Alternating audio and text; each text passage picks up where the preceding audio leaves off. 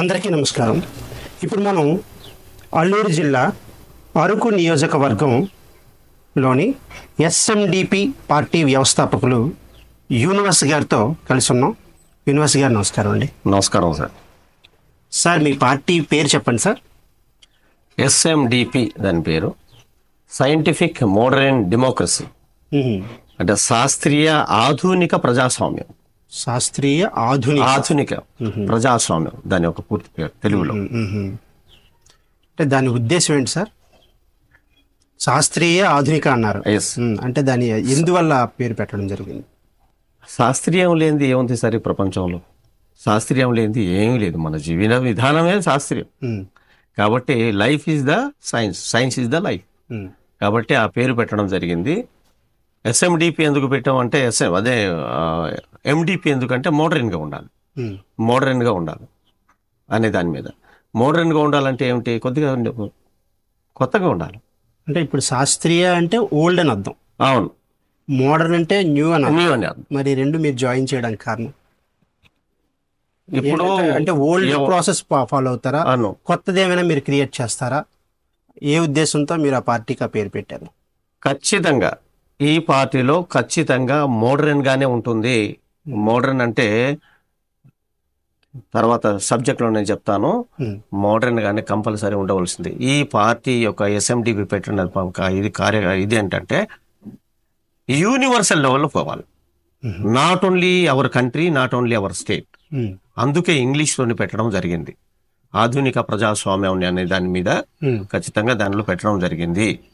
World లెవెల్లో ఇది పోవాలా. ఎప్పుడు పెట్టారు సార్ ఈ పార్టీ మీరు? గత 3 నెలలు అవుతుందండి. 3 నెలలు పెట్టి మొత్తం స్టేట్ కూడా తిరిగాము. ఈ పార్టీ పెట్టడానికి మీకు ఇన్స్పిరేషన్ ఏంటి? ఇన్స్పిరేషన్ అంటే నేను చూసిన నా ఏజ్ ఇప్పుడు 62 దాడిపోయి 63 ఇయర్స్ అయింది. నేను సంపాదించుకోలే, లేకపోతే నేను నా ఒక మార్పు ఏం చెందింది సార్? నా జీవితంలో మార్పు ఎక్కడ ఉంది? మీరు ఇంతకుముందు ఏం చేసేవారు సార్? నేను పోలీస్ డిపార్ట్మెంట్లో 91 బ్యాచ్ ఎస్ఐగా చేస్తూ రిటైర్డ్ అయ్యి మొన్న జనవరిలో డిఎస్పీగా రిటైర్డ్ అయ్యాను ఇక్కడ విజయనగరం. ఎప్పటి నుంచి ఎన్ని సంవత్సరాలు డిఎస్పీగా చేశారు మీరు? నేను సుమారుగా 4.5 సంవత్సరాలు చేశాను. 5 సంవత్సరాలు డిఎస్పీగా చేశాను. ఈ పార్టీ పెట్టక ముందు మీరు ప్రజలకు ఏమైనా చేసింది ఏమైనా ఉందా? ఏమైనా చేశారా? సహాయ కార్యక్రమాలు కానీ, లేదంటే ఏమైనా హెల్పింగ్ మీ ఏరియాలో ఏమైనా చేశారా? చెప్పండి. నేను డిపార్ట్మెంట్లో ఉన్నప్పటికీ కూడా ప్రజలకి సుమారుగా 23 సంవత్సరాల నుండి కంటిన్యూగా, అది బ్రేకింగ్ కాదు, కంటిన్యూగా. ఒకనొక టైంలో 2007లో మనకి కరువు వచ్చిందండి ఏజెన్సీలో. బియ్యం పంచిపెట్టడం కానీ, లేకపోతే మందులు పంచిపెట్టడం కానీ, మొక్కలు పంచిపెట్టడం కానీ, తర్వాత గాయిట్రిక్ ప్రాబ్లం మేము కంప్లీట్ చేసాం. గాయిట్రిక్ ప్రాబ్లం గురించి అయోడైజ్డ్ సాల్ట్ తీసుకెళ్ళి అక్కడ పంచిపెట్టడం కానీ, మొక్కలు పంచిపెట్టడం కానీ, తర్వాత స్టూడెంట్స్కి అన్ని స్కూల్స్కి వెళ్ళి వాళ్ళకి ఎడ్యుకేట్ చేయడం కానీ, పుస్తకాలు పంపించడం, స్పోకెన్ ఇంగ్లీష్ పుస్తకాలు కానీ, లేకపోతే తర్వాత ఈ యాంటీ కరప్షన్ మీద కూడాను చాలా పోస్టర్స్ అందించడం. ఎయిడ్స్కి అయితే 130 అంటే 130,000 పుస్తకాలు పంచిపెట్టానండి. అంటే ఏజెన్సీలో ఇది ప్రాకిందనుకోండి, చాలా ప్రమాదం అని ఒక దీక్ష మీద దాన్ని చేశాము. తర్వాత ఆర్టీఐ మీద కూడా అవేర్నెస్ చేసాం. అంటే నేను చేయనటువంటిది ఏది లేదని నేను అనుకుంటున్నాను. పర్యావరణాన్ని గురించి ఏదైనా సరే పబ్లిక్లో వెళ్తాం, వాళ్ళకి ఎడ్యుకేట్ చేస్తాం. పబ్లిక్లో సంతలు ఉన్నాయి నాకు, కంపల్సరీ అక్కడికి వెళ్తాను. అందరికీ వెళ్ళాలి. గ్రామానికి వెళ్తాం. హెల్త్ మీద చాలా చెప్తా. హెల్త్ మీద విటమిన్స్ గురించి కానీ, లేకపోతే మినరల్స్ గురించి కానీ, తర్వాత ప్రోటీన్స్ గురించి కానీ ఖచ్చితంగా చెప్తా. చాలా నా ఒక పని చాలా చేశానండి. ప్రజలకి చాలా అది నాటుకొని పోయి ఉంది. అంటే మీరు వెళ్ళి మామూలుగా ఓరల్గా చెప్పడమా, లేదంటే మీటింగ్స్ లాగా పెట్టి చెప్తుంటారా? లేదు. సంతలో ఏమవుతుందంటే ప్రతి ప్లేస్కి వెళ్ళాలి మనం. ప్రతి ప్లేస్కి ఉంటారు. ఎందుకంటే అక్కడ కూర్చొని వాళ్ళు సామాన్లు కొనుక్కుంటారు. తర్వాత అక్కడ వస్తే అక్కడ కూర్చుంటారు, ఇది చేస్తుంటారు. తర్వాత దీంట్లో కూడా ఇప్పుడు సపోజ్ ఏజెన్సీ ఉంది, మా ఏరియా అంతా కూడా ఒరియాయే. ఇంకా దాటి హుకుంపేట అలా దాటితే తెలుగు ఉంటుంది. ఇప్పుడు మీది అరకు నియోజకవర్గం. అరకులో ఒరియా మాట్లాడతాం. అంటే దేశీ ఒరియా అంటారు దాన్ని. దేశీ ఒరియా, కెనజై క్లాస్, కెనాసి క్లాస్, ఈ భాష ఉంటుంది. వాళ్ళకి ఆ భాషలోనే చెప్పాలా. దాని తర్వాత 3 భాషల్లో కూడా నేను చెప్తానంటే ఇంగ్లీష్, ఇంగ్లీష్లో కూడా కూడా చెప్తాం. మీకు ఏ లాంగ్వేజ్ బాగా ఫ్లూయెంట్గా ఉంటుంది? ఫ్లూయెంట్ అంటే మేము ఇంట్లో కూడా మాట్లాడేది ఇంగ్లీష్లో ఎక్కువ ఇంగ్లీష్ మాట్లాడతాం. తర్వాత మీ మాతృభాష ఏంటండి? మాతృభాష ఒరియాయేనండి. ఒరియా మాతృభాష. అది కూడా స్క్రిప్టరీ లాంగ్వేజ్ కాదు.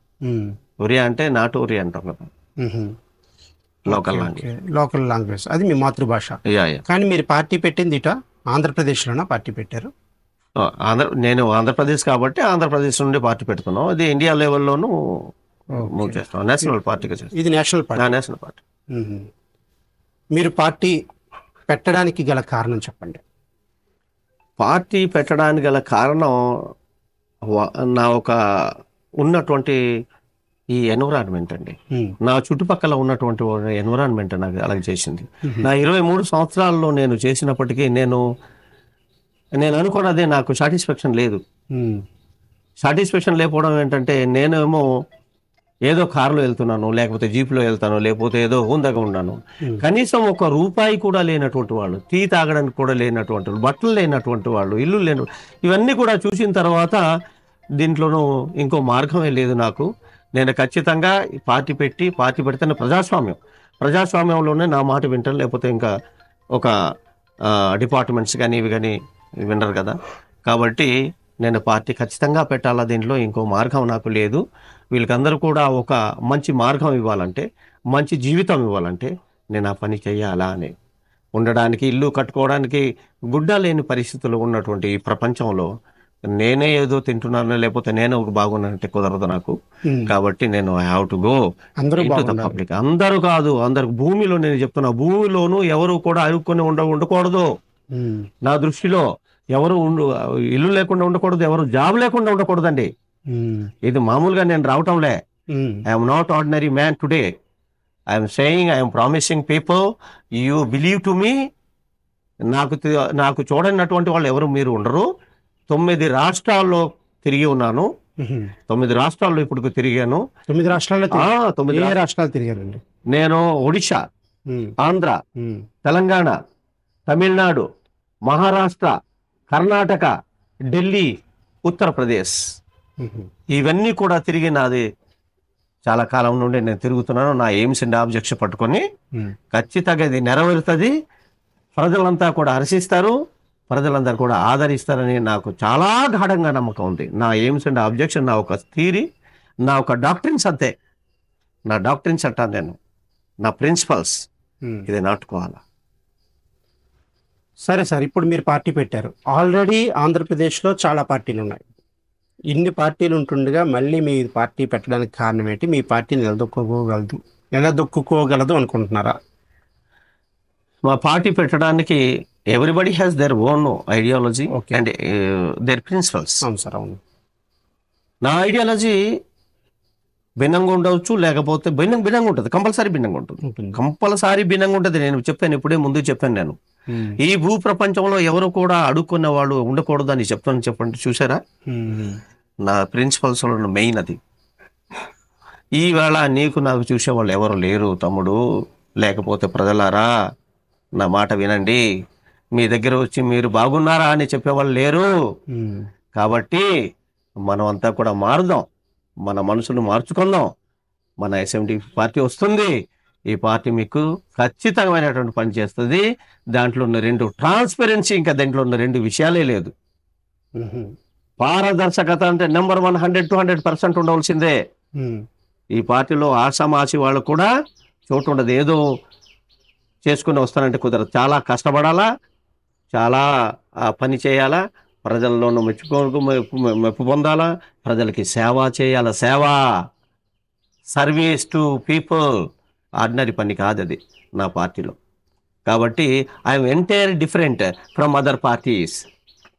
నేను రాబోయే రోజుల్లో కూడా ఛాలెంజ్ అని చెప్పను, కానీ నాకు చూసి నేర్చుకోవాలి. నా పార్టీకి చూసి నేర్చుకుంటారు. అందరూ ప్రజలు కూడా నా తరఫే, ఇంకా ఎవరు తరపు వెళ్ళరు. దాంట్లో నాకు చాలా గాఢమైనటువంటి నమ్మకం ఉంది. This is not over enthusiasm, this is my confidence, because I'm going in that subject. Where the problem is there, I'm going to the subject. Definitely it would be solved, no problem. దాంట్లోనూ 2 విషయాల్లో నేను వెనకాడను. మీరు ఇంత కాన్ఫిడెన్స్గా ఉన్నారు. ఒక ఐడియాలజీతో మేము ముందుకు వచ్చామండి. ఒక ఐడియాలజీతో పార్టీని ముందుకు తీసుకెళ్తున్నాం. పార్టీ పెట్టడానికి కూడా కారణం అది. ఇందులో మేము ఖచ్చితంగా సక్సెస్ అవుతాం అంటున్నారు. ఏంటి మీ ఐడియాలజీ? నా ఐడియాలజీలో నమస్కారం ప్రజలారా, మీకు నేను ఇవాళ యూనివర్స్ని, మీ బ్రదర్ అనుకోండి, మీ యొక్క ఓన్ హ్యూమన్ బీయింగ్ అనండి, మీ రిలేటివ్స్ అనండి. మీకు ఏ కష్టాలు ఉన్నా నేను తీర్చగలను. నాకు అంత నాలెడ్జ్ ఉంది, నాకు చాలా ఎక్స్పీరియన్స్ ఉంది, అడ్మినిస్ట్రేషన్లో కూడా నాకు చాలా ఎక్స్పీరియన్స్ ఉంది. కాబట్టి ఎక్కడ ఏమిటి అనేది నాకు తెలుసు. నేను డిపార్ట్మెంట్లో చేసేటప్పుడు కానీ నేను రివార్డులు పొంది ఉన్నాను. రివార్డులు అంటే పబ్లిక్ రెవెన్యూని ఆదా చేసిన దాంట్లో రివార్డు పొందాను. మామూలు రివార్డు కాదు నాన్న. పబ్లిక్ రెవెన్యూలో నా దగ్గర ఇవాళ చెప్తున్నా ప్రజలారా, నా దగ్గర అట్లీస్ట్ గవర్నమెంట్ ఫోన్ని మీరు మీ యొక్క సొంతం గురించి వాడడానికి కూడా లేదు నా దగ్గర. I'm very very honest officer. మీ దగ్గర మీ ముందు చెప్తున్నా, వెరీ వెరీ హానెస్ట్ ఆఫీసర్, మామూలు ఆఫీసర్ కాదు. నాకు డిపార్ట్మెంట్లో పెట్ లాగా చూశారు అంత అంత పెద్ద పెద్ద ఆఫీసర్స్ కూడా. Oh universe, how are you, you are the very very gentleman అని చాలా హానెస్ట్గా ఎవరి దగ్గర కూడా మంచినీళ్ళు తాగకుండా నేను సర్వీస్ చేశా. నా పని అంతే, నా పని. నేను ఐ షుడ్ బి హానెస్ట్గా చేశారు. మీరు ఎంతకాలం అంటే మీరు జాబ్ చేసినటువంటి పీరియడ్ మొత్తం కూడా 35 years అబో చేశారు. మెయిన్ గా డీజీపీ ఆఫీస్ లో కూడా చేశాను. 1991 అన్నారు కదా. 91 నుండి నేను డీజీపీ ఆఫీస్ లో కూడా 2.5 సంవత్సరాలు చేశాను డీజీపీ గారి దగ్గర. ఒక్క రోజు కూడా ఆయన yes how are you universe, how do you feel అనేవాడు.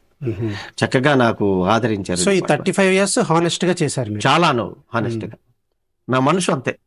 మీ ఉద్యోగ రీత్యా, మీ ఉద్యోగం పెద్ద ఉద్యోగం, ఎస్ఐగా చేసామంటున్నారు, అలాగే డిఎస్పీగా ప్రమోట్ అయ్యామంటున్నారు.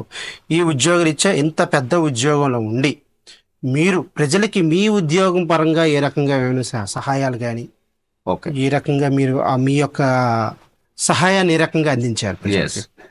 నా ఒక ఉద్యోగంలో ఉద్యోగరీత్యా 100% కరెక్ట్ చేసినట్టు. ఎవరైనా సరే సెలక్షన్స్ టైంలో నా దగ్గరే అటెస్టేషన్కి వస్తారు. నా దగ్గరే అటెస్టేషన్ లేదా యూనివర్స్ ఉన్నారు, ఆయన దగ్గర నేను అటెస్టేషన్ చేసేవాడిని. సుమారుగా 550 మందిని జాబ్ హోల్డర్ చేశానండి. 550 మందిని, 250 మందిని హోమ్ గార్డ్స్ చేశాను. హోమ్ గార్డ్స్ డిపార్ట్మెంట్ లో ఉన్నప్పుడు ఇది చేసేటప్పుడు వింగ్ లో విశాఖపట్నం సిటీలో ప్రసాద్ గారి టైంలో. ఆ టైంలో రాజశేఖర్ రెడ్డి గారు ఒక పీరియడ్ అది.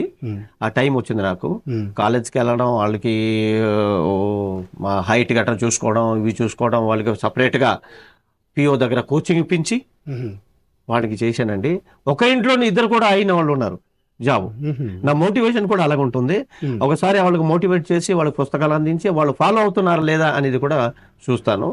నేను ట్రైనింగ్ కాలేజీలో బాగా చేశాను. ట్రైనింగ్ కాలేజీలో నేను చేసే ఒక పీరియడ్లో వాళ్ళు ఎక్కడ కూడా మర్చిపోరు. నాట్ ఓన్లీ ట్రైనింగ్, వాళ్ళకి ఏంటంటే మోరల్ ఇష్యూస్ చాలా మటుకు చెప్పేవాడిని. దాని మీద చాలామంది నాకు తెలిసిన వాళ్ళు ఈ రాష్ట్రంలో ఉన్నారు. కాబట్టి ఇంత సర్వీస్ చేసిన తర్వాత ఏజెన్సీలో కూడా నేను చాలా చాలా చాలా చాలా చాలా సర్వీస్ చేసి ఉన్నాను సార్. చేసి ఉన్నానండి. గత 23 సంవత్సరాలుగా చేస్తూనే ఉన్నా. కంటిన్యూ, అది ఇంకా ఒకటే అని కాదు. అయితే మీరు పార్టీ పెట్టారు, ఓకే. ఈ పార్టీలో మీ ఎయిమ్ ఏంటి? What are your aims and objects?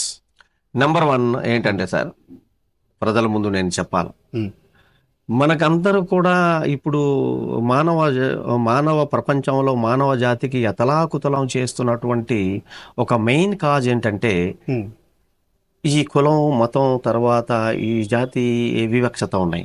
ప్రపంచంలో జాతి వివక్షత కూడా ఉంది. మనకి కులం, మతం అనేది ఇది ఒక జాడుత్యం ఉంది. దీన్ని నేను నిర్మూలించాలనుకుంటున్నాను. నిర్మూలిస్తా పక్క, దాంట్లో 2 లేదు. ఫస్ట్ నేను ఇది అయిన వెంటనే దాని మీద పడతాం. ఈ మానవ జాతికి అది చాలా పొరపాటు. అది మీకు కులమత భేదాలు లేవు, సమస్య లేదండి. కులం అనేది లేదు, మతం అనేది కూడా లేదు. సో చెప్పమంటారు, నాకే లేదు, మేము వద్దు అనేసి రాసి పెట్టేస్తాం. మా పిల్లలకి లేదు. నా పేరు అందుకే యూనివర్స్ పెట్టుకున్నా.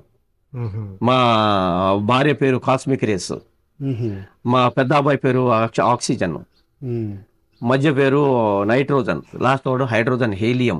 నేను జనరల్గా ఉండాల, free from this all the things.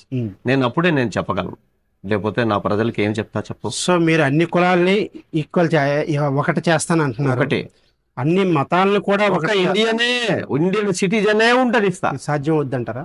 సాధ్యం అవని సాధ్యం అవని నా తీరి నేను చెప్తాను నా ప్రజలకి, వాళ్ళు ఖచ్చితంగా దానికి యాక్సెప్ట్ చేస్తారు.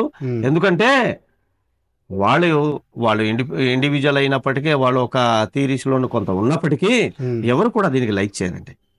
మీరే కాదు, నేనే కాదు. ఏదో మ్యారేజ్ విషయంలోనే వీటి విషయంలోనే వాళ్ళు ఏదో డిఫర్ అవ్వచ్చు, కానీ ఏ మనిషి కూడాను డిఫరెంట్గా నేను జీవిస్తానని అనుకోరు సార్. అందరూ కలిసిపోయి జీవితం అనేది అనుకుంటాం. కాబట్టి దాంట్లో ఇంటి కొట్టేస్తాం ఇంతే. చాలాసార్లు మన సీఎం గారికి ఇవ్వడం జరిగింది. తర్వాత మొన్న నిరాహార దీక్ష కూడా చేశాను విజయవాడలో. విజయవాడలో నిరాహార దీక్ష ఎంతమందితో చేశారండి? అది మా ఒక ఫ్రెండ్స్ తోనే చేసాం, ఒక 4-5 చేసాం. ఫస్ట్ నిరాహార దీక్ష ఎన్ని రోజులు చేశారండి? అది ఒక రోజు 6 నుండి ఈవినింగ్ 6 వరకు పర్మిషన్ తీసుకుని చేసుకున్నాము. వితౌట్ ఫుడ్ అండి. కుల మతాలు అనేది తీసేయండి, దాన్ని నిర్మూలించండి, లేకపోతే తీసేయండి అని అబాలిష్ చేసాను అని వేసాం. అది అబాలిష్ చేసేయండి, ఎందుకు అది మనకి అవసరమా? ఏదో ఆ రోజుల్లో పెట్టుకున్నాం సార్. ఆ రోజుల్లో కాస్త ఇంత కులాలు మతాలు ఉండకూడదంటారా? ఏదో ఉంటుంది, వద్దు సార్. ఎందుకు మనుషుల మధ్య అది కొద్దిగా డిఫర్ చేస్తుంది, మన మధ్య కొద్దిగా షారోఫుల్ని తీసుకొస్తుంది. దానివల్ల మరి వేళ్ళుతో పాతుకుపోయింది ప్రతి మనిషికి. నా మతం, ఇది నా కులం, వేళ్ళుతో పాతుకుపోయింది. దీన్ని నిర్మూలించడం అంత సులభమైన విషయమా? ప్రతి ఒక్కరు మన చిన్న వాళ్ళే కాదు, పెద్ద పెద్ద సెలబ్రిటీలు కూడా ఈవెందో మా కులం మా మతం అంటున్నారు. సో పెద్ద పోస్టుల్లో ఉండేటువంటి వాళ్ళు కూడా కుల మతాలు, ప్రతి ఒక్కరు, మామూలు పేదవాడు అదే అంటున్నాడు, కోటీశ్వరుడు అదే అంటున్నాడు. సో ఇది బ్లడ్ లో, డిఎన్ఏలో ఉంది. అఫ్ కోర్స్ బయటికి అందరూ కలిసే ఉంటారు, అందరూ ఫ్రెండ్స్ ఉంటారు, ఓకే ఫ్రెండ్షిప్ పక్కన పెట్టండి. కానీ అక్కడ వరకు వచ్చేసరికి కుల మతాలను చాలా మంది అన్నారు. దీనిని నిర్మూలించడం అంత ఈజీ విషయమా? ఇది జరిగే పనేనా? ఇది మీరు ఐడియాలజీగా తీసుకొని వస్తున్నారు లోపలికి, పార్టీ పెడుతున్నారు, ఇది జరిగే పనేనా? మీకు ఎంతవరకు నమ్మకం ఉంది? 23 సంవత్సరాల నుండి ఈ టాపిక్ మీద చాలా చేశాను నేను.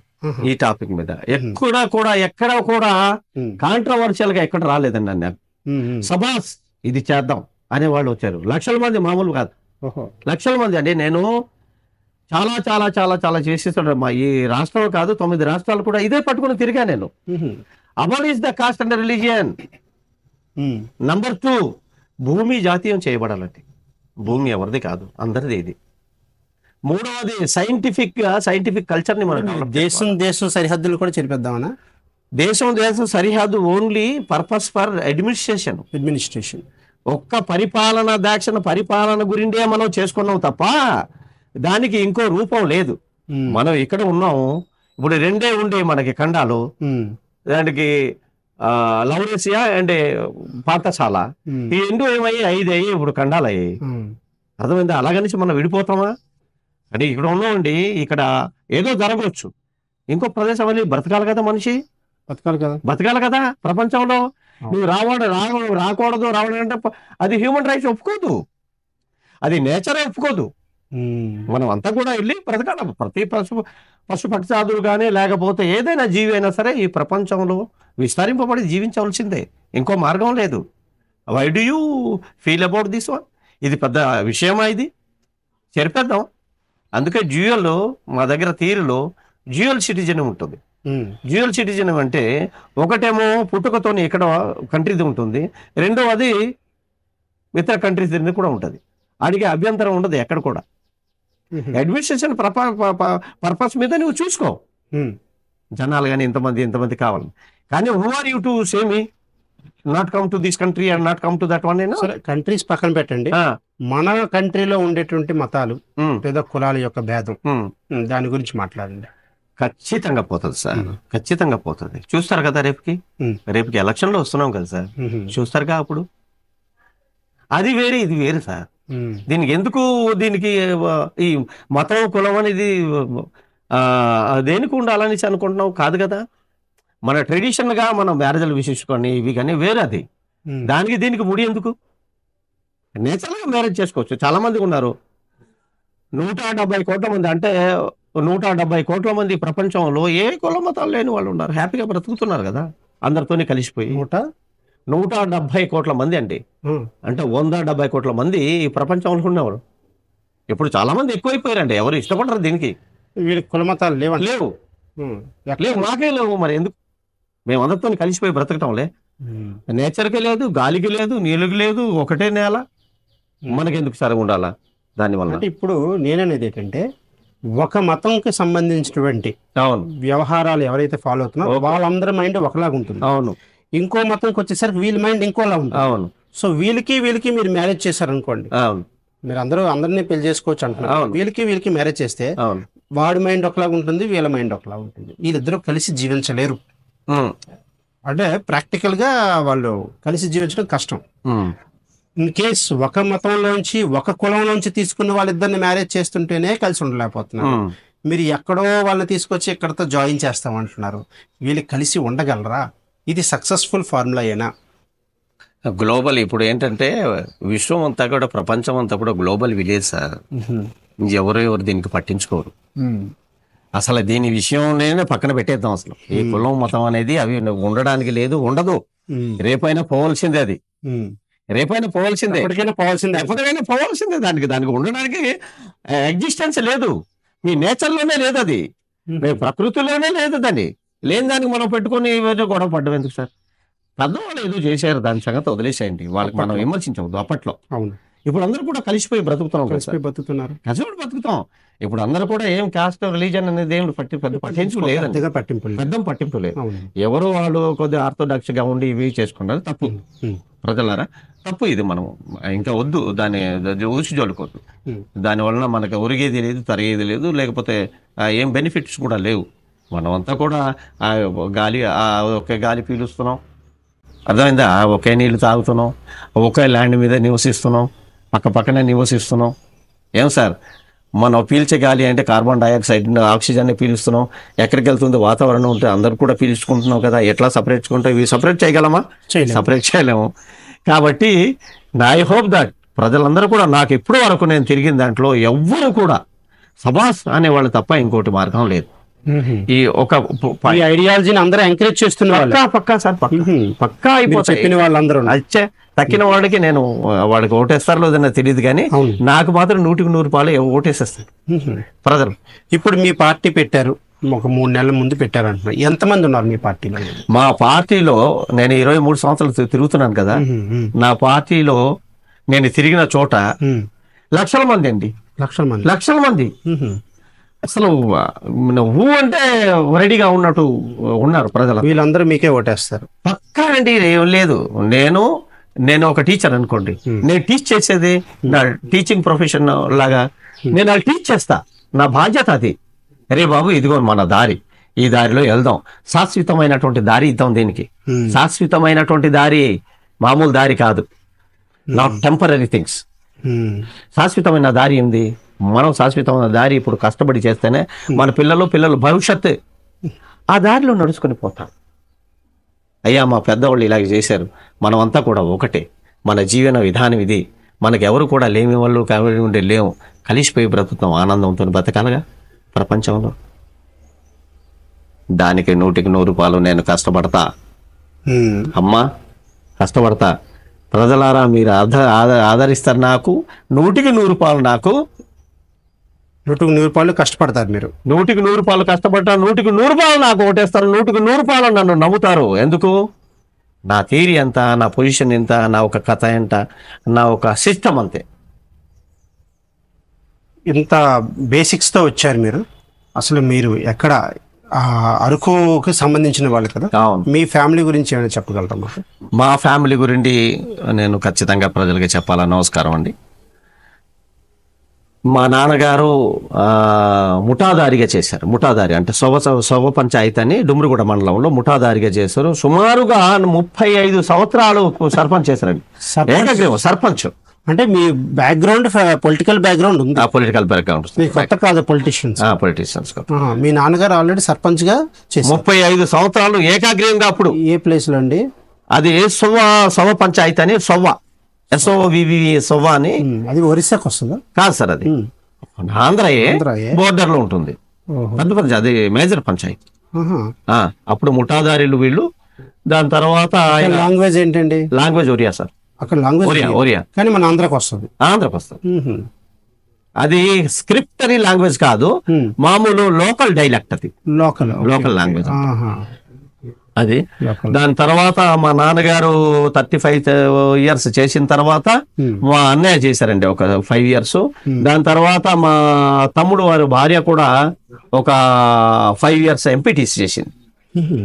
దాని తర్వాత ఇప్పుడు మా తమ్ముడు భార్య, మా తమ్ముడు అంటే మా చిన్నాన్న వాళ్ళు కొడుకు భార్య, ఆమె ఏమో ఎంపీపీ చేస్తుంది. ఎంపీపీ ఇప్పుడు చేస్తుంది డుమ్రిగూడ మండలంలో. వాళ్ళు వైఎస్ఆర్సీపీలో ఉన్నారు. అదే. సో ఇది ఒక ఎక్స్పీరియన్స్ ఉంది. ఇప్పుడు మీ పార్టీలో మీరు కొంతమంది అభ్యర్థులను నించోబెడతారు, ఎంపీలు కానీ లేదంటే ఎమ్మెల్యేని కానీ నించోబెడతారు. ఎంతమంది అభ్యర్థులను నించోబెడతాం అనుకుంటున్నారు? మీ ఐడియా ఏమిటి? ఎంతమంది ఉన్నారు? దీన్ని సిచ్యువేషన్ని బట్టి మనం కొంత డిపెండ్ అయి ఉంటుంది సార్. అన్ని చోట్ల ఎవరు కూడా అన్ని చోట్లను మనం పోటీ చేస్తాం. 175 175, 174 ఉన్నాయి, 175 ఉన్నాయి కదా. దాంట్లో మనం ఖచ్చితంగా పోటీ చేయాలి. ఏజ్ పొలిటికల్ పార్టీ మనం పోటీ చేయాలా. సిచ్యువేషన్ని బట్టి మారుతుంటుందండి ఎప్పుడు కూడా. సర్కమ్స్టాన్సెస్ని బట్టి మనం ఏం చేస్తామంటే మార్చుకొని పోతుంటాం ఒక్కొక్క టైంలో. So if it is very good and we are feeling that a very good in this one sense, అప్పుడు ఏం చేస్తాం, పక్కాగా నిలబెట్టాలి. ఎందుకంటే ప్రజలు వాళ్ళ మైండ్లో ఏముంది అనేది ఓటు ద్వారా తెలియపరుస్తారు. నిలబెట్టి ఇదిగో నాన్న మన క్యాండిడేట్, ఈయనకు ఓటు వేద్దాం, ఇదిగో మీకు సర్వీస్ చేస్తా. కూడా చెప్పమంటారు సార్, ఇంకోటి ఉంది మా పార్టీలో. ఇవాళ చెప్తున్నా, ఏదో ఫౌండర్గా డబ్బులు ఇవ్వరు, డబ్బులు పుచ్చుకోరు, డబ్బులు అసలు పంచడమే ఉండదు, డబ్బులు వీళ్ళు సర్వీస్లో ఉంటే డబ్బులు తీసుకోవడం కూడా ఉండదు, రెండు ఉండదు. ప్యూర్గా ఉండాలి. ఇది సామాన్యమైన విషయం కాదు. ఖచ్చితంగా అలాగే టీచ్ చేస్తాం. ఇది పర్మనెంట్ అంటే కొన్ని యుగాలకి దీనికి వెళ్ళాలి, కొన్ని యుగాలకి సరిపోవాలి, ఉండకూడదు. అది చాలా తప్పు. మనకి జీతం ఇస్తారు, ఎమ్మెల్యే ఉన్నారు జీతం ఇస్తారు, ఎంపీ అవుతారు జీతం ఇస్తున్నారు, మన జీతంతో సరిపెట్టుకోవాలి కదా సార్. తప్పు అది. ఏదో ఆశించుకుని చేసుకోవడం లేదు. నేను ప్రచారం చేశాను సార్ దీని గురించి, స్టేట్ మొత్తం కూడా ప్రచారం చేశారు. ఓటుకు డబ్బులు తీసుకోరాదు, ఓటుకు డబ్బులు పంచరాదని స్టేట్ మొత్తం చేశాను సార్. ఎలక్షన్ ముందు ప్రజలకు అవేర్నెస్ చేశా. ఓటుకు డబ్బులు పంచరాదు, ఓటుకు డబ్బులు తీసుకోరాదు. ఈ రెండు కూడా తప్పే థియరీలో. కాబట్టి అది నమ్ముతారంటారా ప్రజలు? పక్కా. ఎవరైతే నిజాయితీగా చేసేవాళ్ళు వాళ్ళకే నమ్ముతారు సార్. ఇంకోటి లేదు, వాళ్ళు ఇస్తున్నారు మేము తీసుకుంటున్నాము, లేకపోతే వీళ్ళు తీసుకుంటున్నారు మేమంటే మనం ఇస్తున్నాం అనేది అది మనం చెప్పుకోవడానికి ఏదో బాగుంటుంది. కానీ రేపొద్దున్న రియల్ దీంట్లో వచ్చేసరికి ఈయన పాపం ఏదో ఒక సప్పు చేసుకుని ఆయన కూడా ఇస్తారు. అంతే కదా సార్? ఆయన అప్పు చేసింది ఆయన కూడా అది తీర్చుకోవాలి. కాబట్టి ఈ థియరీ ఏంటి, ఈ ఫార్ములా ఏంటి? ప్రజలైనటువంటి మనమే అవినీతికి పాల్పడితే ఈ ప్రపంచంలో ఎవరు రక్షిస్తారండి? No, that formula is not correct, nothing else. దీంట్లో రెండు విషయాలే లేవు. అంటే డబ్బు తీసుకోవడము జరగదు, డబ్బు ఇవ్వడం కూడా జరగదు. నేను చెప్తున్నాను సార్, 6 నెలలకి సెట్ చేసేస్తాను ఇండియాని. 6 నెలలే, 6 months చాలు నాకు. అధికారం ఇస్తే 6 months కి 470 ఇవ్వమనండి. 1-2 రాజ్యాంగ సవరణలు కూడా ఉన్నాయి, అవి చేసి పడేస్తాం. మరి బాగున్నట్టుగా సస్యశ్యామలం అయిపోద్దండి. ప్రపంచాన్ని సస్యశ్యామలం చేయడానికి వచ్చింది, మామూలు కాదు సార్. అమ్మ నాయన, ఈ 6 months లో మీరు దీన్ని సమూలంగా మార్చేస్తా. ఒకటే, యథా రాజా తథా ప్రజ. నేను మీ మీదనే ఉంటా అంటే అడ్మినిస్ట్రేషన్ చెప్పాను, నేను మీదనే ఉంటా, నా ప్రజలంతా అలాగే ఉంటారు. నేను చేసేందుకన్నా డిపార్ట్మెంట్ లో డిఎస్పీగా చేసేటప్పుడు ఎవరు కూడా మంచినీళ్ళు తాగడం లేదు. ఎవరు కూడా తీసుకోరు, నువ్వు ఇచ్చినా తీసుకోరే. అంతే, నా పద్ధతి అంతే, ఒకటే చెప్పేస్తాం, this is our position, we should not ask anybody else, we are getting less salary. అమ్మా మెయిన్ గా ఎలక్షన్ వచ్చేటప్పుడు ఎవరు ఉన్నారంటే యూనివర్స్ ఉన్నారు సార్, మెయిన్ గా బుడతనపల్లి అక్కడ చాలా చాలా కొట్టుకుంటారట, నాకు పంపించేసేవాడు, ఏం లేదు సాఫ్గా చేసుకుని వచ్చేస్తాను అంతే. ఆయన మాట తీరేనా సార్, మాట తీరి 6 నెలలకి సాఫ్ట్ చేసేస్తా, 6 నెలలకి ఇండియా మారిపోతుంది. 6 నెలలకే మారిపోతుంది. ఏ రకంగా మారుస్తారు? ఈ కులమత భేదాలు కూడా మీరు అసలు ఉండదు, ఎవరు మాట్లాడడానికి కూడా లేదండి. ఎందుకు మాట్లాడతారండి, ఎవరు అవసరం లేదు. ఈ డబ్బు తీసుకోవడం ఇవ్వడం ఇది కూడా 6 నెలల్లో మార్చి అసలు అంటే ఒకటే వర్డ్ అంతే, ఇంకా ఒకటే, అయ్యా ఇదిగో మన పొజిషన్ ఇంతే, so you have to go and do your work. Okay, frankly thank you. Strategy మీ దగ్గర ఉందా? బలెట్ వల్ల ఉన్నారు పక్కా స్ట్రాటజీ. ఎందుకు రూట్ ప్రజలారా, ఇవాళ ఏదైతే చెప్తున్నానో అదే జరిగి తీరుతుంది, అదే నన్ను నమ్మండి. ఇంకా ఏమైనా ఎయిమ్స్ ఉన్నాయా మీకు? What are your aims and objects in your future of your party? నా ఒక ఎయిమ్స్లో ఒకటే అయింది, ఇంకా ఎయిమ్స్ ఉన్నాయి. నంబర్ 1 ఏంటంటే మన కుల మతాలు అనేది అయిపోయింది. రెండోది ఏంటంటే డబ్బు ఇవ్వకూడదు, డబ్బు తీసుకోవడానికి లేదు, అది తప్పు పని. ఇది మీ పార్టీ యొక్క రెండవది ఉంది, భూమిని జాతీయం చేస్తాం. భూమినే జాతీయం, ఎందుకంటే భూమి అనేది అందరిది. ఇది పుట్టబోయేవాడు అంతం వరకు మానవ జాతి అంతం అవ్వదు, భూమి అంతం కాదు. కాబట్టి దీన్ని జాతీయం చేస్తాం. జాతీయం చేసి అందరూ కూడా దానికి పని చేయాలా, దాంట్ నుండి మనం ఫలాలు పొందాలా. జాతీయం చేయడం అంటే ఎలా? జాతీయం చేయడం అంటే ఎవరి దగ్గర కూడా ఇండివిజువల్ గా ఉండదు. ఇప్పుడు నా పేరున ఒక 5 ఎకరాలు ఉందనుకోండి, లేదంటే మీ పేరున ఒక 10 ఎకరాలు ఉందనుకోండి, ఇది మొత్తం జాయిన్ చేసేస్తా. అంతే, నేషనలైజేషన్ అంటే అదే. ఇప్పుడు ఈ 15 ఎకరాలు మన ఇద్దరిది అయితే అయిపోయింది. ఈ కార్యక్రమాలు చాలా మంది చేశారండి. వినోబా భావే గారు ప్రజల దగ్గర వచ్చి, అయ్యా మన దగ్గర ల్యాండ్ లేనటువంటి వాళ్ళు ఉన్నారు, వాళ్ళకి మనం కొంత డొనేట్ చేద్దామని చేశారు. అవుతే అది ఫెయిల్ అవుతుంది. ఎందుకు? సపోజ్ మీకు 10 ఎకరాలు ఉంది సార్, 2 పిల్లలు పుట్టారు, 5 ఎకరాలు మీరు పంచిపెట్టేశారు, వాళ్ళకి ఒక 2 పుట్టారనుకో, మీకు మిగిలింది ఏముండదు. కానీ అది థియరీ కాదు, అది కరెక్ట్ థియరీ కాదు.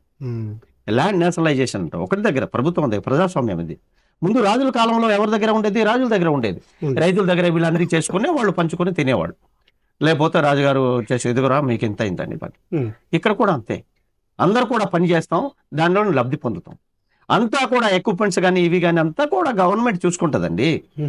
మనం సింగిల్ అంటే మీరు బాగలేదనుకోండి, ఒకళ్ళు ఒంట్లో బాగాలేదు, మీ భూమి పండించుకోగలుగుతారా? లేదు కదా, కాదు, అది సిస్టమ్ కాదు. దీన్ని ల్యాండ్ నేషనలైజేషన్ కంపల్సరీ అవ్వవలసిందే. 2 విషయాలే లేవు దాంట్లోనే వస్తుంది. ఎందుకంటే ఇవాళ రియల్ ఎస్టేట్ అవి అని అయిపోయి తిండికి కరువు అయిపోయింది సార్. తిండి లేదు, అందుకే నేను ప్రచారం కూడా చేశాము, భూములు అమ్ముకోవద్దు, పంటలు పండించడమే ముద్దు అని ప్రచారం చేసింది నేనేమండి. ఇవాళ ఒకరోజు కూడా నేను ముందు రాలేదు, ఇవన్నీ కూడా అయిపోయాయి. అవి ఈ స్లోగన్స్ అన్నీ అయిపోయిన తర్వాత ఇది పెట్టడం జరుగుతుంది. ల్యాండ్ నేషనలైజేషన్ కంపల్సరీ అవ్వాలా. ప్రపంచంలో నాట్ ఓన్లీ కంట్రీ అంటున్నాను, మనం ప్రపంచంలో కూడా జరగాలి. అది లేని వాళ్ళకు ఒక్క అడుగు కూడా భూమి లేనటువంటి వాళ్ళు ఉన్నారు సార్. మరి ఎలాగా వాళ్ళ జీవితం ఏమిటి కథ? నాదే అంటుంటాడు, ఈ భూమి అంతా నాదే, నా కంట్రీ, నా ప్రపంచం అంటుంటాడు. ఏది? కనీసం షెల్టర్ లేదు, కనీసం ఇల్లు లేదు, కట్టుకోవడానికి గుడ్డ లేదు, కట్టుకోవడానికి ఉండడానికి ఇల్లు లేదు. ఇదేంటి సార్ ఇది?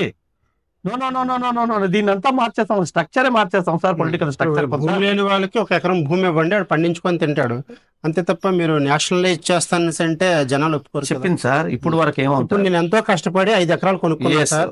నాకు 1 ఎకరం అక్కడ 20 లక్షలు ఉంది, 5 ఎకరాలు ₹1,00,00,000 పెట్టి కొనుక్కున్నాను. ఇప్పుడు నా భూమిని వేరే వాళ్ళకి ఇచ్చేస్తానంటే నేను ఒప్పుకోను కదా. చెప్పింది పెద్ద వాళ్ళు ఉన్నారు ఇప్పుడు. నేను 5 ఎకరాలు ఓకే, ఇప్పుడు వేల ఎకరాలు ఉన్న వాళ్ళు ఉన్నారు. అయ్యా, వాళ్ళని తీసుకెళ్ళి నాకు ఇచ్చేయండి భూమి అంటే నాకు ఇస్తారా? ఓకే, దీంట్లో ఏమంటారు అంటే పెద్దలు కూడా అర్థం చేసుకోవాలి. Not only you are the people in the world, మీరే జీవించాలా, మీరే తినాలని చూడకూడదు. నేనేం చేసే ఉద్దేశం మంచిదే, కానీ ఇది జరుగుతుంది అంటారా? ప్రాక్టికల్ గా జరుగుతుంది, కంపల్సరీ జరగాల, ఇంకో మార్గం లేదు సార్. నేనేం చేశాను, దీనికి ఈ దీనికి నాది కొద్దిగా ఉంది నాకు ఏజెన్సీ ఏరియాలో. అది 3 సెంట్లు 4 సెంట్లు గవర్నమెంట్కి రాసి ఇచ్చారు. ఇచ్చాను. నేను ప్రాక్టికల్. ఇప్పుడు మీకు ఎలాంటి భూమి లేదు. అయితే కొంత సెంటు ఇప్పుడు నేషనలైజేషన్ అంటే నా భూమి ఇచ్చేస్తాను, నేను రెడీ. ఓకే, నా భూమి ఇచ్చేస్తాను. ఎందుకు నాకు చెప్పండి? నాకు గవర్నమెంట్ ఇచ్చే ఆధారం వచ్చి ఇదిగో నాయన నువ్వు ఇదిగో పని చేయి, ఇదిగో నీకు హ్యాపీగా బ్రతుకున్నప్పుడు నాకెందుకు ఈ స్ట్రగుల్ ఎందుకు? కాబట్టి పెద్దలైనటువంటి వాళ్ళు ఈ ప్రపంచంలో ఉన్నారు. అయ్యా దయచేసి మీరు దీర్ఘంగా ఆలోచన చేయండి. Who is the king here? రేపొద్దున కింగ్ లేదు, ఏం లేదు కదా. సో మీరు దయచేసి మీరు దగ్గర ఉన్నటువంటి భూములు స్వచ్ఛందంగా ఇదిగో నేషనలైజేషన్ చేసేస్తున్నారు అనండి, అందరూ కూడా సుఖమయంతో బ్రతుకుతారు. కనీసం తిండి లేని వాళ్ళు ఉన్నారు సార్, కానీ అడుక్కునే వాళ్ళు ఉన్నారు, కనీసం రూపాయి లేని వాళ్ళు ఉన్నారు. వాళ్ళకి ఎలాగ మనం చేస్తాం? ఒక లెవెల్లో పెడతాం, లేకపోతే ఒక సమాజం ఎలాగ ఏర్పడుతుంది సార్. కాబట్టి పెద్దలందరూ కూడా ఆలోచన చేయండి. నా పిల్లలే అంటే ఏదో రోజు తరిగిపోతుంది సార్, అది ఉండడానికి లేదు. అందుకే ఇంత కాన్ఫ్లిక్ట్ వస్తుంది సమాజంలో. ఈ మధ్య నలిగిపోతున్నటువంటి ప్రజలు ఇది. నాకు ఏం కూడా లేదే, నా నాన్నగారు ఏంటి, నేను ఎక్కడ వాడినా నాకేం కూడా ఒక అడుగు భూమి లేకుండా చేశారు, ఏమిటి ఇది సమాజం అనే దాని మీదే వస్తుంది. ఎందుకు అది అవసరం? మనకు 1000 ఎకరాలు ఉండి ఏం చేస్తాం? ఎందుకు? ఏదో ఆ పొట్ట గురిండే కదా. ఎందుకు? హ్యాపీగా బ్రతకడం. రండి నేషనలైజేషన్ చేసేద్దాం అందరూ కూడా, ఓకేనా? అందరూ కూడా నేషనలైజేషన్ చేసేద్దాం, దాంట్లో ఉన్న ఫలాలు మనం పొందుదాం. మనం అందరూ కూడా పని చేయాలి. మళ్ళా నేను ఇది ఇంట్లో కూర్చోండి అంటే కుదరదు. పని చేయాలి. ఏదో ఒకటి నీకు పని చెప్తాం. లాస్ట్కి ప్రైవేటైజేషన్ అనేది ఉండకూడదు సార్ నా దగ్గర. No privatisation. ఇది మిక్స్డ్ ఎకానమీ కావచ్చు, కానీ నో ప్రైవేటైజేషన్. మిక్స్డ్ ఎకానమీ ఏంటి? ఎవరో ఇతర కంట్రీస్ వాళ్ళు వస్తారు, ఏదో ఫ్యాక్టరీ పెడతారు, ఇవి అంతే. గవర్నమెంట్ డీలింగ్ కథ అయిపోయిన తర్వాత వెళ్ళిపోతాడు, అయిపోయాయి. అలాగని గవర్నమెంట్ దగ్గర ఇవన్నీ నేషనలైజేషన్ అయిన తర్వాత ఈ లిస్ట్ సారంగా చేయడానికి లేదు. మా దగ్గర ఇంకోటి ఉంది, సూత్రం ఉంది. ఆ సూత్రం చెప్పండి. అర్థమైందా? ఆ సూత్రం ఏంటంటే non political party democracy. Political parties అనేది ఉండవు, డైరెక్ట్ డెమోక్రసీ వస్తుంది. Direct democracy. నువ్వు వెళ్తావు, ప్రజల దగ్గర ఓటు అడుగుతావు, గెలుచుకుంటావు. నీకు పార్టీ ఎందుకు? నెక్స్ట్ వస్తుంది టాపిక్ ఫ్యూచర్లో. ఎందుకు? ఈవెన్ ప్రైమ్ మినిస్టర్ కూడా ఎలక్షన్ చేయబడాలండి, యాక్ట్ అవ్వాలా. దాన్ని కూడా ప్రచారం చేశాను నేను. నాకు అంటే ఎలాగంటారు, ఇప్పుడు ఒక పార్టీ అంటే ఉండదు. పార్టీ అంటే లేదు. పార్టీలు ఎందుకు? నా పార్టీ పెట్టుకుని రండి, మీరే రండి. నీ ఇండివిజువల్ మీకు పోటీ చేయాలని ఉంది సార్. ఎవరి దగ్గర మీరు ఎందుకు బతుమాలుకోవాలా? వెళ్తారు, డైరెక్ట్గా వెళ్తారు. ఎంపీగానే నువ్వు నిలబెట్టుకుంటారు, అప్లికేషన్ ఫిల్అప్ చేసుకుని ఇచ్చేస్తారు. నీకు ఏదో సింబల్ ఇస్తారు, ఎలక్షన్ కమిషన్ వాడు 5 సంవత్సరాలకి. అంటే దానికి కొంత మార్పు చేర్పులు చేద్దాం అనుకుంటున్నాం. అయితే ఇస్తారు. మీరు ఎవరు పార్టీకి వెళ్ళి మీరు నమస్కారం పెట్టి చేసుకునే సమస్య లేదు కదా. But directly will go to public and you will ask votes and you will do service. దానికి ఎందుకు ఇవన్నీ? అంటే దానికి అన్నాను మీకు. అంటే మన రాజ్యాంగం ప్రకారం అందరు ఎమ్మెల్యేలు కలిపితేనే అందుకే ఒక సీఎం అనేటువంటి వాడు మనకి ఎలక్ట్ చేయడం జరుగుతుంది. అందుకే సార్ నేను చెప్పేది, ఇప్పుడు డైరెక్ట్ డెమోక్రసీలో ఏముంటుంది, రీకాల్ పొజిషన్ లో కూడా ఉంటుంది. ఇప్పుడు suppose he is not doing well and he will be not remote అని చెప్పాం, బాబు నమస్కారం మీరు చేయలేకపోతున్నారు, ఇంకోటి చేస్తాం. ఓటు డైరెక్ట్ ఓటు దగ్గర అక్కడక్కడ ఓటు పెట్టుకుంటారు, అయిపోయే కథం అయిపోయాయి. ఎందుకు సార్ ఉండాలా? దానివల్ల కాన్ఫ్లిక్ట్ వస్తుంది సార్. అది లాస్ట్ పాయింట్ నాది. ఇంకా చాలా పాయింట్స్ ఉన్నాయి. మూడవది సైంటిఫిక్ గా మన కల్చర్ గా మనం డెవలప్ చేసుకోవాలి. జీవితం ఏంటి? సైంటిఫిక్ గా జీవిస్తున్నాం. నువ్వు ఏదో పాటించు, ఏం చేసుకో. పొద్దున్న లెగుస్తే ఏం ఆలోచన చేస్తాం? మన ఆలోచన విశ్వమే కదా సైన్స్ అనేది. విశ్వంలో ఉన్నటువంటి అన్నీ కూడా కలిపి దానికి మనం అనుగుణంగా చేసుకొని మన బ్రతుకైతే సైన్స్ అవుతుంది. Science is not different from our body, our mind, our thought. కాబట్టి మన జీవితం ఉంటే దాన్ని ఏం చేయాలో మనం. అందుకే కాన్స్టిట్యూషన్లో కూడా సైంటిఫిక్ టెంపర్ అని రాశారు. సైంటిఫిక్ టెంపర్ అది ఎప్పుడు కూడాను అది ప్రజ్వలిస్తున్నారు. ప్రోగ్రెసివ్, అది మామూలు కాదు. ఒకనొక టైంలో మనకేం ఉండదు, బాడీలో ఏం లేదు. ఎవల్యూషన్లో మారిపోయాంగా. ఇప్పుడేంటి చక్కగా ప్యాంట్ వేసుకుంటాం, షర్ట్ వేసుకుంటున్నాం, చక్కగా షెల్టర్లో ఉంటున్నాం, అంతేగా. కాబట్టి మారాలా మనుషులారా, మారుదాం. ఏంటంటే ఇది పెద్ద విచిత్రమా? మారుదాం. ఓకేనా? మనం అంతా సైన్స్ లో ఉన్నాం అంటున్నారు, అంతే. దేవుడితో సంబంధం లేదు. ఆ పాయింట్కి వచ్చారా? దేవుడు అనే దాని మీద మనం చేస్తాం. మన పెద్దలకి ఏమనుకోవడం అంటే కాస్త కోస్తో మంచి చేసిన వాళ్ళకి అయ్యా దేవుడు లాగా కట్ట అదొక పదం. అది ఒక పదం. వాళ్ళు అందరూ కూడా మా ఒక దృష్టిలో ఏంటంటే వాళ్ళు they are our brothers and sisters అండి. వాళ్ళు ఏమిటి మనకి, వాళ్ళు మాకు పెద్దలు. వాళ్ళకి ఏమంటాం మనం? బ్రదర్స్ అండ్ సిస్టర్స్ అంటాం. వాళ్ళు ఒక మన అన్నదమ్ములు, అక్క చెల్లెలు. వాళ్ళకి మనం డినై చేయకూడదు. వాళ్ళు వాళ్ళు వాళ్ళు ఒక థీరీలోనూ వాళ్ళు చేశారు. అదే అనేసి వాళ్ళు వీళ్ళు అనేసి మనం నిందించారు, తప్పు. అది మన థీరీ మంది, మన థీరీ అంటే మన థీరీ అనేసి కాదు. వాళ్ళని మనం ఎలా గౌరవించాలంటే పెద్దలుగా గౌరవించి ఏమైనా ఉంది మంచి పని చేసి ఉన్నారు దాన్ని మనం తీసుకుందాం. ఆ టైంలోనూ చెడు పని చేసినా ఆ టైంలో కూడా చెడే, ఈ టైంలో కూడా చెడే సార్. చట్ట వ్యతిరేకం పని ఎవరు చేసినా అంతే, ఎప్పుడు చేసినా చెడే కదా. వాళ్ళకి ఎందుకు మనం ఇచ్చేసుకోవాలా? పెద్దలకి ఏమిటంటే మనం ఏంటారు దేవుడిలాగా ఉంది కంటే ఒక పదం అది. అంటే G for generator, O for organiser, O for organiser. తర్వాత గాడ్ కదా, డి ఫర్ సరే డిస్ట్రిబ్యూటర్. ఆయన పేరు డిస్ట్రిబ్యూటర్. జనరేట్ చేస్తారు, క్రియేట్ చేసేది వేరు, జనరేట్ చేసేది వేరు. జనరేట్ చేస్తారు, ఆపరేట్ చేస్తారు. దాంట్లోనూ అది ఆ పదంకి వచ్చినటువంటి అర్థం అది జిఓడి అంటాం. కానీ దానికి మనం అంతా కూడా ఈ పిలుమేసి తన స్వార్థం గురించి, నా స్వార్థం గురించి నేను ఏదో మలుచుకొని మన మనుగడ సాగిస్తున్నాం. కానీ సార్ ఎవరు కూడా భూ ప్రపంచంలో ఇదే theory. All they are elders, if they had done మనకు తెలుస్తుంది something they had done. Okay, ఇది మనకు పనికి వస్తుంది, రైట్, ఓకే తీసుకుందాం. కొంత చెడు పని చేసి ఉంటే, స్వార్థం చేసి ఉన్నారనుకో, అది ఇప్పుడు పని చేయదు. I don't go in that details. ఎందుకు? వాళ్ళని మనం పెద్దలుగా, మన సిస్టర్స్ బ్రదర్గా ట్రీట్ చేస్తాం మేము. మా దాంట్లో వాళ్ళకి గౌరవిస్తాం, అంతవరకే. సో అన్నేచురల్ థింగ్స్ ఇప్పుడు కూడా అన్నేచురల్ థింగ్స్, అప్పుడు కూడా అన్నేచురల్, అప్పుడు కూడా బ్యాడ్ గుడ్ సార్. ఇప్పుడు కూడా సేమ్ ఆ ప్రజలు ఉన్నారు కదా, అదే ప్రజలు ఉన్నాం, మన ప్రజలు ఉన్నారు. అదే డిఎన్ఏ కదా. డిఎన్ఏ వేరేగా అని చెప్పవద్దు సార్. డిఎన్ఏ ఒకరికొకరికి డిఎన్ఏ సపరేట్ ఉంటుంది. మానవ జాతి అంటే ఒకటి. అందుకే హ్యూమన్ సఫిన్స్ అన్నారు. హ్యూమన్ సఫిన్స్ అంటే ఏమిటి? హ్యూమన్ సఫిన్స్ అంటే హోమో అంటే ఒకటే అని అర్థం. హోమో అంటే ఒకటే కదా. హోమో సఫిన్స్ యూనిక్ ఒకటే.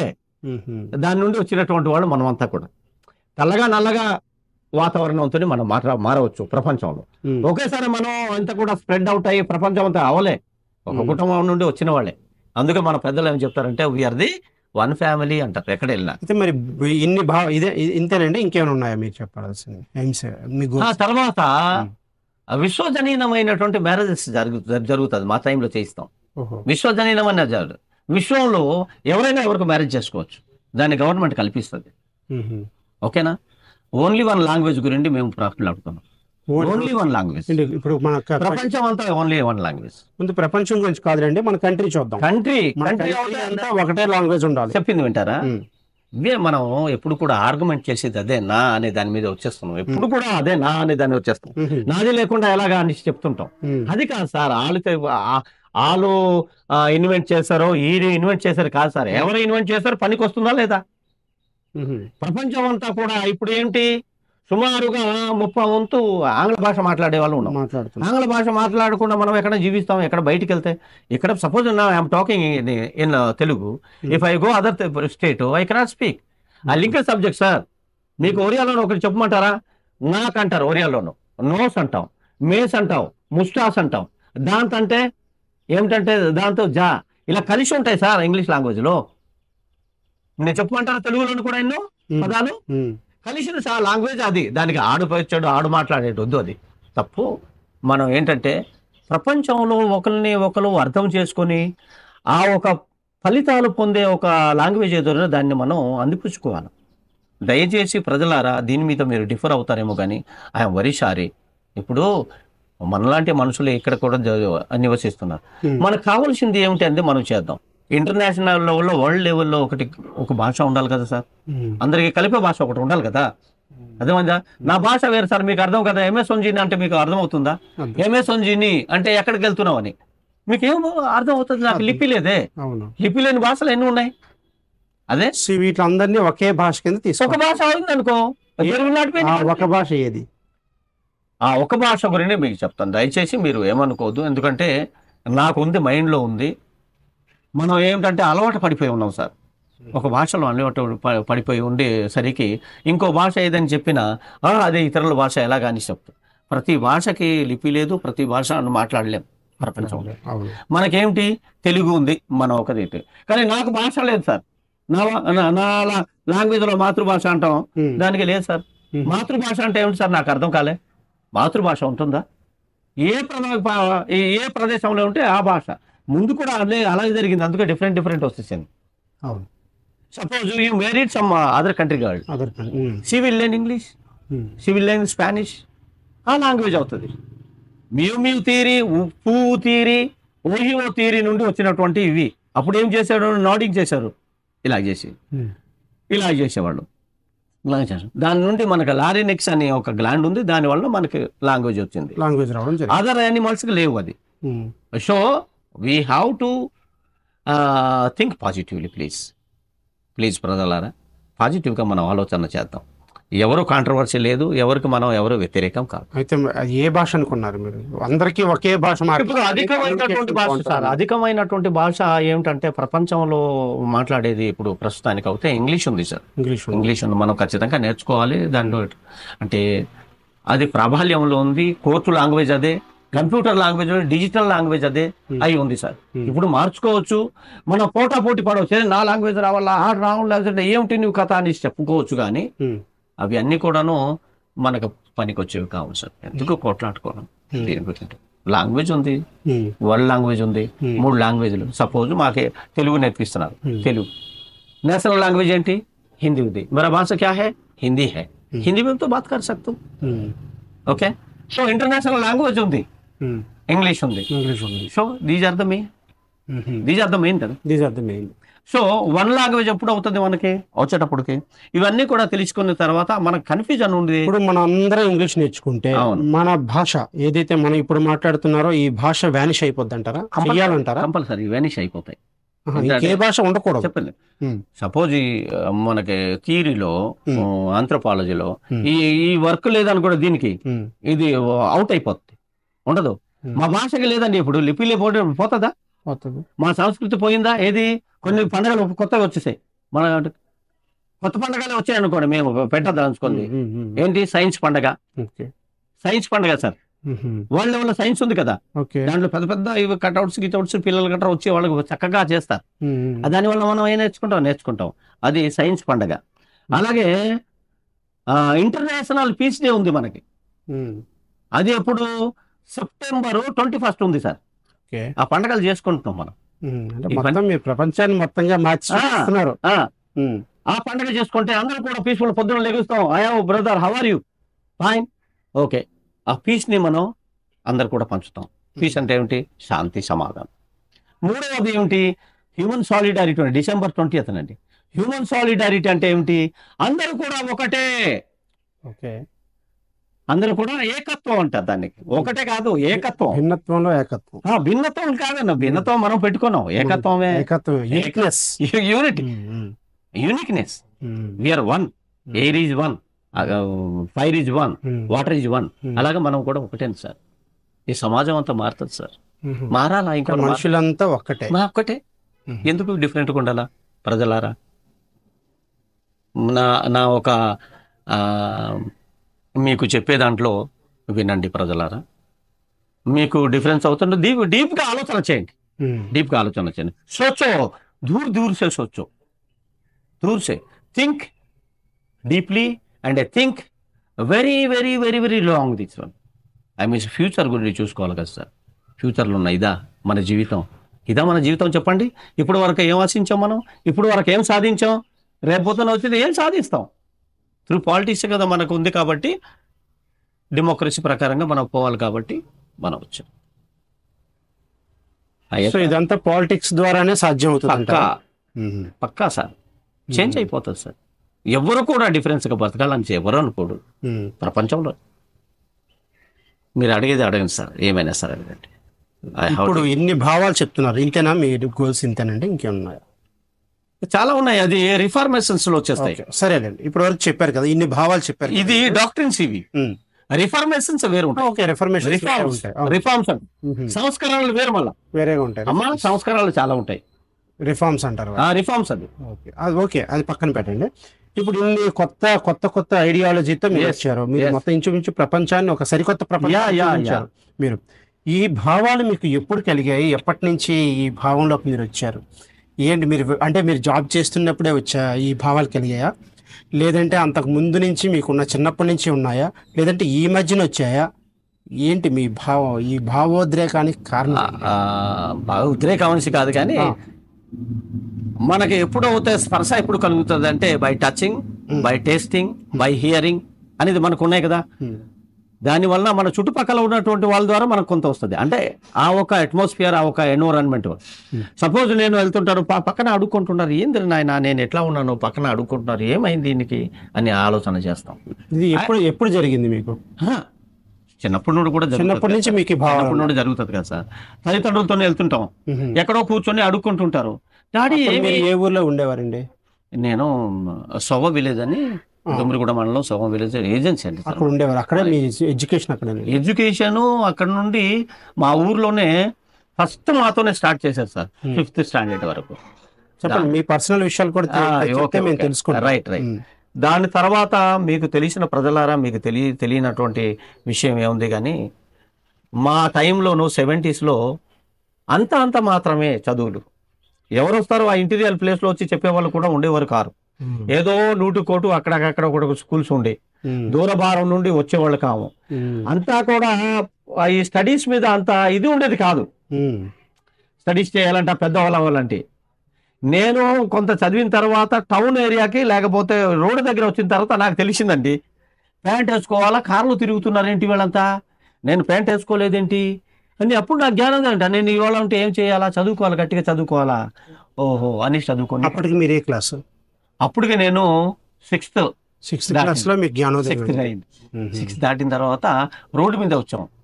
ఏదో ఒక భూ కైలాసం పిక్చర్ వచ్చిందండి అప్పుడు. ఆ భూ కైలాసం చూశానండి ఎండపల్లి వలసలో. చూసిన తర్వాత మా అక్కగారికి ఇక్కడే ఇచ్చాము, వైజాగ్ ఇచ్చాము. ఆయన ఏమో, మా బావగారేమో రైల్వే డిపార్ట్మెంట్ చేస్తున్నారు. మేము చిన్నవాళ్ళండి. ఇవన్నీ కూడా మా తమ్ముడితోనే వచ్చి చూసిన తర్వాత, వీళ్ళకి అందరు చూసిన తర్వాత, వీళ్ళేంటి ఇలాగున్నారు, నేనేంటి ఇలాగున్నాను, అసలు ఏం కథ, ఏమవుతుంది ఇది, ఓహో దీనికి అంత కారణం కూడా చదువా, కొద్దిగా చదువుకుంటే నేను కూడా వీళ్ళలాగా బాగా బ్రతుకుతానా, ఓహో అనేసి దాన్ని ఉంటే కొద్దిగా స్టార్ట్ చేసి అలాగలా కొద్దిగా అంచనా ఎదిగాము సార్. ఇప్పుడు ఎక్కడి వరకు మీరు చదివారు? నేను పీజీ వరకు చేశాను సార్. పీజీ కంటిన్యూ చేస్తున్నప్పుడు ఈ పోస్ట్ వచ్చింది. పీజీలో ఉంటుండగా వచ్చింది. పబ్లిక్ తీసుకోవాలి. అక్కడ మీరు డిగ్రీ ఎక్కడ చేశారండి? యూనివర్సిటీ ప్రైవేట్ చేశాను. యూనివర్సిటీ చేశాను. పీజీ కూడా అదే పీజీ కూడా ప్రైవేట్.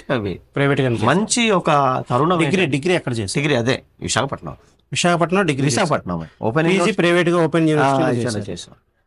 మనకి ఒక మాట చెప్తాను, ఇవాళ ఇంట్లో కూర్చొని చదువుకునే భాగ్యం వచ్చిందండి మనకి. Online education, online. తర్వాత ఈ ఓపెన్ యూనివర్సిటీ లేకపోతే ఇవి వచ్చాయి సార్. మీరు ఏం లేకుండా ఏమి ఒక్కటో తరగతులు చదవకుండా కూడా ఏమీ పాస్ అవ్వచ్చు, అవకాశం ఇచ్చారు. కాబట్టి దీని ద్వారా చాలా మంది బెనిఫిట్ పొందారు సార్. ఇవాళ పెద్ద పెద్ద జాబ్ చేస్తున్నారు. స్టడీస్కి ఇవన్నీ కూడా రావాలని లేదు సార్ నా ఒక దృష్టిలో. ఏ యూనివర్సిటీ అండి ఇది? మన ఆంధ్ర యూనివర్సిటీ. ఆంధ్ర యూనివర్సిటీలో ఓపెన్ యూనివర్సిటీ కాదు, డిస్టెన్స్ ఎడ్యుకేషన్ ఉంది. డిస్టెన్స్ ఎడ్యుకేషన్ చేశాను. Today well I can speak 2-3 lakhs. మీరు పీజీ చేస్తుండగా మీకు ఎస్ఐ పోస్ట్ వచ్చిందండి. మీరు సెలెక్ట్ అయ్యారు 91లో వచ్చారు. అందులో జాయిన్ అయ్యారు. ఓకే. అక్కడ నుంచి మీరు ఏ ఏరియాలో మీరు పోస్టింగ్ చేశారు? నేను ఫస్ట్ గాను విశాఖపట్నం రూరల్ లో చేశానండి. విశాఖపట్నం రూరల్ విశాఖపట్నం రూరల్ చేసిన తర్వాత విజయనగరం వచ్చండి. 1995లోను ఇక్కడ విజయనగరంలో వచ్చాను. 95లో విజయనగరం. 95 to 2003 అనుకో ఇక్కడే 2002 8 years ఇక్కడే చేశాను. 7 to 8 years. చెప్పుకోదలుచుకుంటే 10 మందిలో నేను ఒక్కడే సెలెక్ట్ అయినండి టీచింగ్ ప్రొఫెషన్ లో. ఇక పీటీసీ విజయనగరం ఒకటే సెలెక్ట్ అయినా. అప్పుడు బివి గోపాలరావు గారు ఉండి హీఈస్ ద బెస్ట్ అనేసి ఒక స్టిక్ పెట్టేశారు, నాకే తీసుకున్నాను. 10 మందికి సెలెక్ట్ అయిన నేను ఒకటి. దాని తర్వాత అయిపోయిన తర్వాత 2.5 సంవత్సరాలు అయిపోయిన తర్వాత ఏదో చిన్న రాజకీయాలతోనే నాకు, ఎందుకంటే మేము హానెస్ట్గా ఉన్నవాళ్ళు కాబట్టి ఉండనివ్వరు. ఉండడం. దాన్ని బట్టి నాకు ట్రాన్స్ఫర్ చేసింది, విశాఖపట్నం సిటీకి వెళ్ళిపోయా. మళ్ళీ విశాఖపట్నం సిటీకి వెళ్ళిపోయా. ఓహో, అంతకుముందు రూరల్ చేశారు, ఇప్పుడు సిటీకి వెళ్ళా. విశాఖపట్నం సిటీలో నేను ప్రయత్నం కాదు సార్, ఇది నాకు ట్రాన్స్ఫర్ చేసేస్తుంటారు, ఆటోమేటిక్ చేసేస్తుంటారు. సో అక్కడికి వెళ్ళి 2011 వరకు అక్కడే ఇన్స్పెక్టర్ కూడా అక్కడే చేశాను. 2002 నుంచి 11 వరకు 11 వరకు అక్కడే చేశా. ప్రమోషన్ వరకు వచ్చే వరకు అక్కడే చేశాను. అప్పటి వరకు ఎస్ఐ గానే ఉన్నారు. ఎస్ఐ గానే ఉన్నాను. 2011 లో ప్రమోషన్ వచ్చిందండి. ప్రమోషన్ వచ్చింది. మా దాంట్లో మీకు ప్రజలకి కొంత తెలియనటువంటి విషయం ఏంటంటే, దీంట్లోనూ భాగాలు ఉన్నాయి. ఆర్మ్డ్ రిజర్వ్ ఉంది, ప్లస్ సివిల్ ఉంది. ఆర్మ్డ్ రిజర్వ్ పని కొద్దిగా డిఫరెన్స్ ఉంటుంది, సివిల్ పని ఒకటి కూడా మీకు తెలిసిన విషయమే. సో దాంట్లో ఆర్మ్డ్ రిజర్వ్లో నేను చేశా. ఎందుకంటే నాకు కొంత నా ఒక థీరీస్కి, నా ఒక ఫార్ములాస్కి, లేకపోతే నా ప్రిన్సిపల్స్కి కొంత నప్పవు. అక్కడికి వెళ్ళిన తర్వాత చేయక తప్పదు.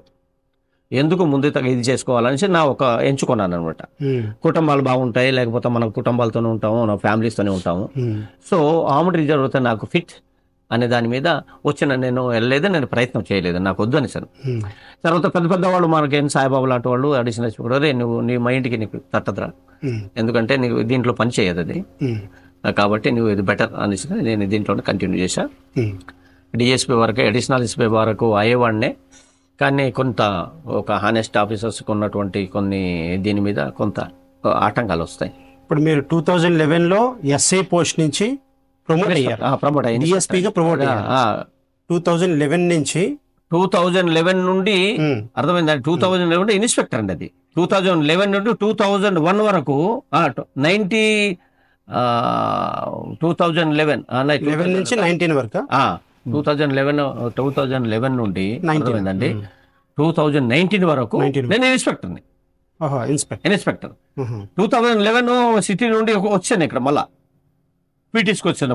2011 ముందు 2011 ముందు నేను చెప్పింది జాగ్రత్త విన్నాడు సార్.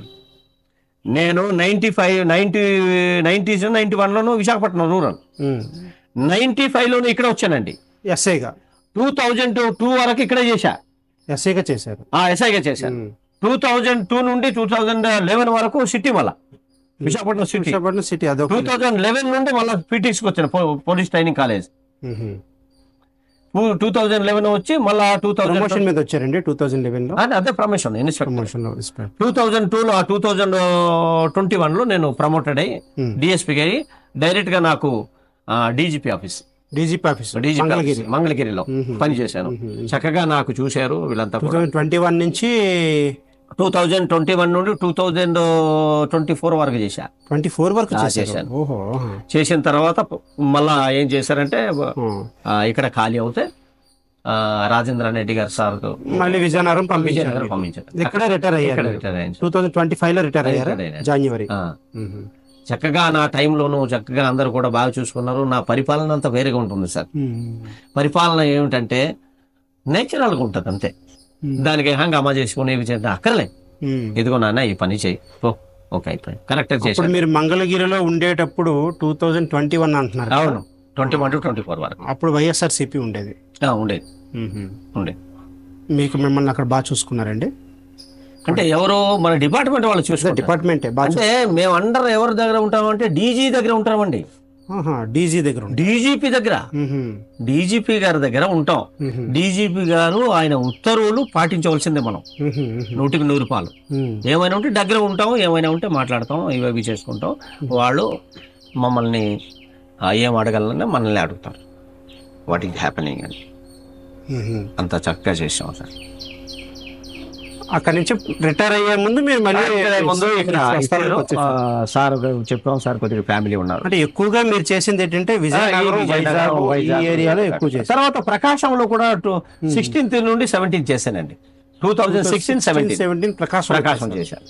ప్రకాశం కూడా చక్కగా చూసుకున్నారు. మళ్ళీ 19 లో మళ్ళీ ఇక్కడికి వచ్చారు. 16-17 తర్వాత మళ్ళీ రూరల్ అండి. అంటే అన్ని కూడా సార్ట్ ఈ ఏరియాలో ఎప్పుడు చేయలేదు సార్? లేదు సార్, వెళ్ళలేదు. మీ ఏరియా అంటే ఉండడం అంతా ఇక్కడ. మరి ఇక్కడ ఉంటూ ఈ జాబ్స్ లో ఉంటూ మీ ఏరియాలో మీరు పట్టు ఎలా సాధించారు? పట్టు సాధించడం ఏమో సార్, నాకు సెలవులు దొరుకుతాయి, పని చేసి కూడా సెలవులు దొరుకుతాయి, సెలవుల్లో వెళ్ళడం, సెలవుల్లో వెళ్ళడం, వాళ్ళని మోటివేట్ చేయడం కాదు సార్. బట్టలు పంచమండి, విపరీతమైన బట్టలు, విపరీతమైన బియ్యం, విపరీతమైన బకెట్లు, విపరీతమైన మగ్గులు, విపరీతమైన రైటింగ్ ప్యాడ్స్, ఏం లేదు, ఒకటి అన్ని లేదు సార్. మొక్కలు పంచి పెట్టడం, మందులు తీసుకెళ్ళడం, గజ్జి మందులు తీసుకెళ్ళడం, పారాసెటమాల్స్, ఇవి అవి ఏది కాదండి కాదు, మోసుకుని వెళ్తాం, వాళ్ళకి ఇవ్వడం. నాకు పెద్ద పెద్ద ఆఫీసర్స్ కూడా నాకు మోటివేట్ చేశారు, ఇచ్చారు. అయ్యి శ్రీనివాస సార్ నమస్కారం సార్, కొద్దిగా ఇవ్వండి సార్, మా ప్రజలు ఇలా ఉన్నారు, కమాన్ క్యారీ అని ఇచ్చేవారు. 5th బెటాలియన్ నుండి నాకు 12 బస్తాలు బియ్యం ఇచ్చారండి. ఇదంతా మీ ఊర్లో పంచిపెట్టారు? ఊర్లో కాదు, మొత్తం తిరిగి మండలంలో తిరుగుతారు. ఫ్రూట్స్ కానీ విధంగా హ్యాపీ న్యూ ఇయర్ వచ్చింది అనుకుని ఎవరికి అన్ని కూడా పంచిపెడతాం, అందరికి పంచిపెడతాం. అన్ని కూడా ఇంట్రొడ్యూస్ చేశానులే నేనే, మంచి ఏంటి అనేది ఇంట్రొడ్యూస్ చేశాను sir.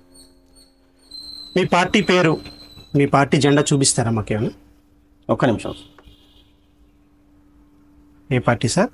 SMDP party. SMDP party sir. అంటే మీరు కూడా రాయబడి ఉంది చూసారా, సైంటిఫిక్ మోడర్న్ డెమోక్రసీ పార్టీ అని. మీ తెలుగులోనే నన్ను తర్జుమా చేస్తాను చూడండి. సైంటిఫిక్ అంటే ఏంటంటే శాస్త్రీయబద్ధమైనటువంటి, శాస్త్రీయబద్ధం, మన జీవితం శాస్త్రీయబద్ధం. దాని తర్వాత మోడర్న్, ఆధునికత. మోడర్న్ మ్యాన్ అనేది మనకి ఆంథ్రోపాలజీలో ఉంది. దాని తర్వాత డెమోక్రసీ ఉంది.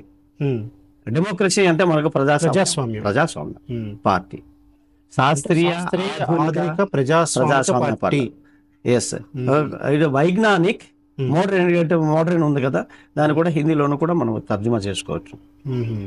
ఆధునికే హిందీలో కూడా ఏంటంటే ఎస్ఎండిపి పార్టీ. ఎస్ఎండిపి అండి, ఎస్ఎండిపి పాసిబుల్ అని పెట్టారు మీరు క్యాప్షన్. ఎవ్రీథింగ్ ఈజ్ పాసిబుల్ అంటే, nothing is impossible to human being in the world. Everything is possible. Okay sir.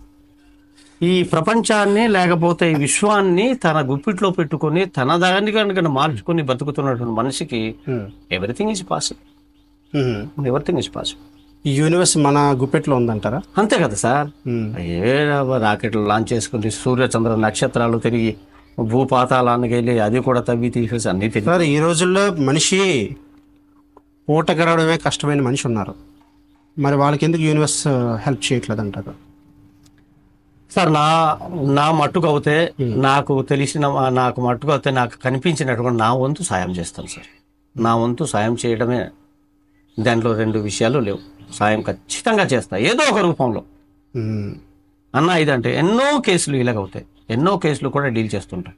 మాకు విశ్వం ఫౌండేషన్ ఒకటి ఉంది. విశ్వం ఫౌండేషన్లో చాలా మంది ఉన్నారు. విశ్వం ఫౌండేషన్ ఏంటంటే ఇవన్నీ కూడా మీదేనండి. విశ్వం ఫౌండేషన్ ఫౌండర్ కూడా నేనే. విశ్వం ఫౌండేషన్ ద్వారా పక్కాగాను చేస్తారు. ఫస్ట్ దగ్గర ఎలా చేయాలి సార్? సార్, అదే మీరేం చెప్పారంటే, ఇప్పుడు రాష్ట్రం అంతా తిరుగుతానండి, తిరిగి మొత్తం అంతా అభ్యర్థులను ఎన్నుకుంటూ వస్తాను, ఎమ్మెల్యే అభ్యర్థులను ఎన్నుకుంటూ వస్తాను, ఎవరైతే మంచిగా చేస్తున్నారో వాళ్ళని ఎన్నుకుంటూ వచ్చి వాళ్ళని నిలబెడతానండి, అలాగే ఎంపీ అభ్యర్థులను కూడా నిలబెడతాము అని అన్నారు. నిలబెట్టిన తర్వాత మీరేమన్నారంటే, ఎంతమంది మీరు గెలవడానికి అవకాశం ఉంది అని అంటే, మాకు ఎదురులేదండి. ఏమని చెప్పారు మీరు? మాది డిపాజిట్లు కూడా పక్కన వాళ్ళకి రావు అన్న కాన్ఫిడెన్స్తో మీరు చెప్పారు. దాని గురించి ఎందువల్ల డిపాజిట్ పక్క వాళ్ళకి డిపాజిట్లు రావు, మాదే మొత్తం అంతా మాదే అని అంటున్నారు కదా, ఏంటి మీ కాన్ఫిడెన్స్, ఏంటి మీ ఇది?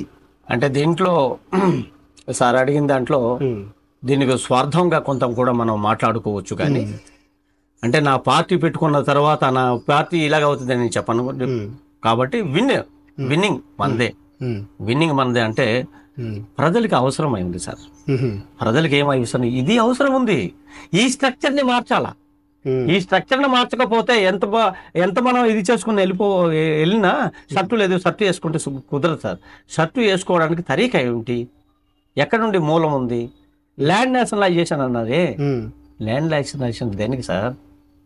అందరికీ నాదనిష వస్తుంది, అందరికి నాకు లేదే భూమి లేదని చెప్పుకోవడానికి లేదు, అందరిది.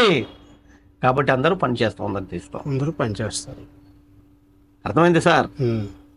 ఏ పాపం చేసేది సార్ ఆడుకోవడానికి ఈ సమాజంలో? నేనేమో 3 సార్లు పుట్టానా, 5 సార్లు ఏమైనా సరే ఆయన వేరుగా పుట్టారు, అదే తల్లి కడుపులో పుట్టాడు కదా. ఆడెందుకు అలాగ ఉండాలా, నేనెందుకు ఇట్లా ఉండాలా? ఇవన్నీ కూడా కొద్దిగా చేద్దాం సార్, మార్పు చేద్దాం. ఓకే సార్, ఇన్ కేస్ మీరు అనుకున్నది మీ ఐడియాలజీ సక్సెస్ అయ్యి మీ ఎమ్మెల్యే అభ్యర్థులు సక్సెస్ అయ్యి మీ పార్టీ లీడ్లోకి వస్తే ఇన్ కేస్ మీరు ఏం చేస్తారు? ఈ రాష్ట్రానికి ఏం చేస్తారు? రాష్ట్రానిక ఫస్ట్ ఏమిటి, మనుషులకి వెల్ఫేర్ యాక్టివిటీస్ అవసరం కదా. వెల్ఫేర్ ఏమిటి వెల్ఫేర్ యాక్టివిటీస్? వాళ్ళకి జాబులు కల్పించాలా, వాళ్ళకి పని కనిపించాలా, ఓకేనా. చదువు తగ్గగలాలా. ఓల్డ్ పీపుల్ ఉంటారు, వాళ్ళు ఏం చేయలేరు. ముస్లిం వాళ్ళు అసలు సావడిల్లు కట్టేస్తాం సార్. దీంట్లో ఇంకోటి ఉంది, క్లస్టర్ హౌసెస్ అని. Okay, cluster houses not less than lakhs, 1 lakh ఇవి ఉండవు. డ్రైనేజ్ సిస్టమ్ ఏముంది, బాగుంది లేదుగా. దీని సిస్టమ్ మార్చాలా. డ్రైనేజ్ సిస్టమ్ కాదు, ఇల్లులే 3 గదులు కానీ 4 గదులు కానీ ఉండాలి సార్. ఒక ఎదిగిన పాప ఉంది, ఎదిగిన పిల్లవాడు ఒక దగ్గర పడుకుంటారా? తల్లిదండ్రులు నాకు, వాళ్ళు ఎక్కడ పడుకుంటారు? నేనున్నాను, నా భార్య వద్ద ఎక్కడ పడుకుంటారు సార్? ఇదేంటిది కాదు కదా. అమ్మ నాయన, క్లస్టర్ హౌసెస్ 1 లక్షకి ఒక తక్కువ ఉండదు. దాంట్లో మనం కట్టి దానికి అన్ని ప్రొవైడ్ చేస్తాం, అన్ని కూడా A to Z. Land nationalisation అక్కడ నుండి బయలుదేరుతుంది. పొద్దున్న లెగుస్తారు, వెళ్తారు, పని కట్టు. పని లేని వాళ్ళు ఎవరు ఉండకూడదు, చదువు లేని వాళ్ళు ఎవరు ఉండకూడదు. అందరికీ చదువు ఉండాలి, అందరికీ చదువు, అందరికీ పని. పొద్దున్న లెగుస్తే ఆయన వెళ్ళిపోతారు. ఓల్డ్ పీపుల్ అండి, పని చెయ్యలేనిటువంటి వాళ్ళకి వాళ్ళు ఏం చేస్తారు అది చేయిస్తాం. ఊరికే కూర్చోడానికి లేదు, సపరేట్ షెల్టరే వాళ్ళది. ఎవరో చూసేవాళ్ళు లేరు అనుకో, సపరేట్ షెల్టర్ పెడతాం. ఓకే, ఆయనకి ఎవరు చూసేవాళ్ళు ఉన్నారు, గవర్నమెంట్ చూసుకుంటది చక్కగా. వాళ్ళకి షెల్టర్ జోను, ఓకే, వాళ్ళకి ఏ పని చేయగలుగుతా ఆ పని. అన్ని కూడా ప్రైవేటైజేషన్ ఉండదు సార్, అంతా గవర్నమెంటే ఉండదు. కొన్ని మాత్రం కఠినమైనటువంటి నిర్ణయాలతో వస్తున్నాం. ప్రజలారా, మీరు ఆలోచన చేయండి. కొన్ని కఠినంగా ఉంటది, మీరు నచ్చవచ్చు, కొన్ని కఠినంగా ఉంటది, కానీ బాగుంటది. నేను వస్తే డెఫినెట్ గా డ్రగ్స్ గానీ మందు పదార్థాలు గానీ నువ్వు తాగు, ఏం చేసుకుంటే అది నాకు సంబంధం లే, బ్యాన్ చేసేస్తా. బ్యానే, సమస్య లేదు, పూర్తిగా బ్యాన్ కంట్రీలోనే. సిగరెట్స్ గానీ, ఏముంటదండి, బెల్ట్ షాపులు గానీ, ఈ మందు షాపులు గానీ బ్యాన్ చేయొద్దు. అది అని కనుక హెల్త్ మళ్ళా హాస్పిటల్ కి నేనే తీసుకెళ్లాలా? హాస్పిటల్ మళ్ళీ ట్రీట్మెంట్, క్యాన్సర్ ఇవ్వాలి కదా, 2 లక్షలు మీదే ఇవ్వాలి కదా. ఆధునీకరణ సార్, మరి ఏమి ఉండదు. స్వస్థమైన మనిషిగా మారిపోతాడు. ఇది నా పొజిషన్, ఇది నా my responsibility. I have to this work and అసడ్ వర్క్. రెస్పాన్సిబిలిటీని తీసుకుంటారు మీరు ఒక ఇంటి పెద్దలాగా, అంతే. ఏముంది సార్ దానికి? ఇదిగో ఎంతమంది ఓకే, ఈ షెల్టర్ చక్కగా చూసుకుంటారా, వాళ్ళు చూసుకుంటారు. గవర్నమెంట్ అంది చూసుకుంటారు. ఏముంది, ఇవన్నీ కూడా ప్రైవేట్ చేసి నా దగ్గర రండి, ఎందుకు సార్? ఏమో సార్, మీరు ఒక సరే, ఇప్పుడు మీకు పూర్తి మెజార్టీ వస్తే, ఇప్పుడు ఎంతో కొంత మీకు మెజార్టీ వచ్చింది, ఎంతో కొంతమంది ఎమ్మెల్యేలు మీ వాళ్ళు గెలిచారు, ఎంపీలు గెలిచారు. మీరు గెలిచిన తర్వాత ఏ పార్టీకి సపోర్ట్ చేస్తారు? మంచి పని మీరు మంచిగానే అడిగారు సార్. నేను ఇప్పుడు చెప్పిన దాంట్లో మీరు విని ఉంటారు ప్రజలారా. ఇప్పుడు చెప్పిన దాంట్లోనూ ఎవరైతే కలిసి వస్తారు, ఇప్పుడు చెప్పిన దాంట్లో ఉన్న చూసే చెప్పానా, మళ్ళీ డీవియేట్ అవుతే నాకు అక్కర్లే. నేను గెలుస్తాను, ఇక ఏం చేస్తానో ప్రజలు డిసైడ్ చేసుకో. నా థియరీ ఏంటంటే నేను చెప్పే వరకే, అంతేగాని ఆయన ఎవరు చేసుకొని అటులాగి ఇటులాగే క్వశ్చన్ లేదు. యూ హ్యావ్ టు మెర్జ్ అంటే you have to think my formula. అమ్మ నాయన, ఇది వచ్చేసి తర్వాత అక్కడ పోయి ఇవన్నీ వద్దు. దేని గురించి వచ్చే సర్వీస్ చేసిన అనుకోవచ్చాం, లేకపోతే సంపాదన చూస్తున్నా కాదే. అమ్మమ్మ అలా లేదు. నా పార్టీలో సంపాదన కోసం ఇంకా రావటం లేదు, సర్వీస్ కోసం వస్తున్నా. సర్వీస్ కోరండి. మీరు ఏ పార్టీ అప్పటికి మీ ఐడియాలజీకి ఇష్టపడుతుందో ఆ పార్టీకి మీరు సపోర్ట్ చేస్తాం. వాళ్ళు సపోర్ట్ చేయాలి, మనం సపోర్ట్ వాళ్ళు చేస్తాం. వాళ్ళు మనం వస్తాం, బాబు మీతో కలిసి పని చేద్దాం అనుకుంటాం. మీకు నచ్చింది అంటే మనం కాదంటామా? తప్పదు. నచ్చింది సార్, ఇదిగో 4 పాయింట్లు చెప్పారు మీరు, ఇది నాకు నచ్చింది అయ్యా, మీతో కలిసి పని చేస్తాం అనుకుంటున్నా అంటే కాదనకూడదు, అది తప్పే. అయితే మరొక క్వశ్చన్ అడుగుతాను మీకు. ఇన్ కేస్ మీరు రేపు ఎలక్షన్లో నించిన తర్వాత బాగా పనిచేస్తారు, వర్క్ చేస్తారు, ఎమ్మెల్యేలు నించోబెడతారు, ఎంపీలు నించోబెడతారు, ఎంతో కొంత మీకు ఖర్చు అవుతుంది, నించున్నారు, ఎలక్షన్ జరిగింది. ఓకే. ఇన్ కేసు మీరు అనుకున్నటువంటి సీట్లు రాలేదు, ఓకే, ఈ పార్టీని అలా ఆపేస్తారా, దీంట్లో విలీనం చేసేస్తారా, వదిలేసి వెళ్ళిపోతారా? సార్ ఇది ఎక్కడి నుండి పుట్టింది సార్? ఇది చాలా మన ఒక దీని నుండి మన ఒక ఈ యొక్క నేచర్ నుండి పుట్టింది ఇది. ఉమ్, మామూలుగా పోదు సార్ ఇది. ఉమ్, ఆహా, ఉమ్, ప్రజలకి మేము చెప్తాం, ప్రజలు దానికి వినవచ్చు వినకపోతే ఒకసారి ఫస్ట్ ఉన్న వాళ్ళకి థాట్ రాకపోవచ్చు. అలాగే పెద్ద పెద్ద సైంటిస్టులను కూడా కొంచెం చంపేసిన సమాజం ఉంది. ఉమ్, అర్థమైందండి? అంత పైకి అర్థం కాదు. ఉమ్, ఉమ్, ఉమ్. ఓకేనా? అర్థం కాదు. బెంజమిన్ ఫ్రాంక్లిన్ అది లైట్నింగ్ కండక్టర్ ని కనుక్కునేటప్పుడు ఈయనెవర్రా బాబు, దేవుడేమో శపిస్తే ఏమో పిడుగులు పడుతున్నాయి, నీవెవరా ఆపడానికి అంటే, బాబు మీకు దండం పెడతాం మీరు చూడండి లేకపోతున్నాను. అన్ని చోట్ల ఇది అరేంజ్ చేశారు, ఒక బిల్డింగ్ లో అరేంజ్ చేసుకోలేదు ఈ లైట్నింగ్ కండక్టర్, లైట్నింగ్ రాడ్ అంటారు. ఉమ్, ఆ బిల్డింగ్ లోను ఇది పడింది, పిడుగు పడింది. పిడుగుపడింది. కాబట్టి మారాలనేది లేదు సార్. ఉమ్, ఈ పాయింట్ నేను అశోక్ గజపతి రాజు గారికి చెప్పిన చాలా కాలం క్రితం. ఆహా, సార్ లైట్నింగ్ కండక్టర్ కొద్దిగా ఇచ్చారు, దాని పాయింట్ మీద ఇప్పుడు చేశారు. అక్కడక్కడ పిడుగులు పడుతున్నాయి కదా, ఉమ్, అక్కడ చూడండి మీ ప్లేస్ లో పిడుగులు పడతాయని చెప్తున్నారు. That is my concept. Um, అమ్మ నాయన, ఉమ్. పార్టీ ఎలా ఉన్నా ముందుకు తీసుకెళ్తారు. పక్కా రెండు విషయాలే లేవు, మన తదనంతరం. అందుకే ఈ సైంటిఫిక్ అనేది కూడా పెట్టారు. ఉహు, ఇది ఇది మార్చకూడదు, ఉహు, ఉహు, మార్చడానికి లేదు, ఎవరు కూడా మార్చకూడదు. ఉహు, నా తదనంతరం ఎవరు క్యారీ అవుట్ చేస్తారో క్యారీ అవుట్ చేయరు, నాకు సంబంధం లే. Um, but in my life, in my service, this is my motto, this is my plan and object and aims, my dream. నా ప్రజలు ఎలా కనిపించాలా, తేజస్తోని కనిపించాలా. ఎక్కడికి వెళ్ళినా అన్నా బాగున్నావా, అక్క బాగున్నావా, రా కొద్దిగా నీళ్ళు తాగిపో అనే సమాజం కావాలి సార్. ఇది ఇది సమాజంలో ఇప్పుడు వరకు ఏం ఆశించాము, ఏం చేసాం కాదు సార్, మారుదాం. నాలుగు. ఓకే, సరే, బాగుంది సార్. ఆ,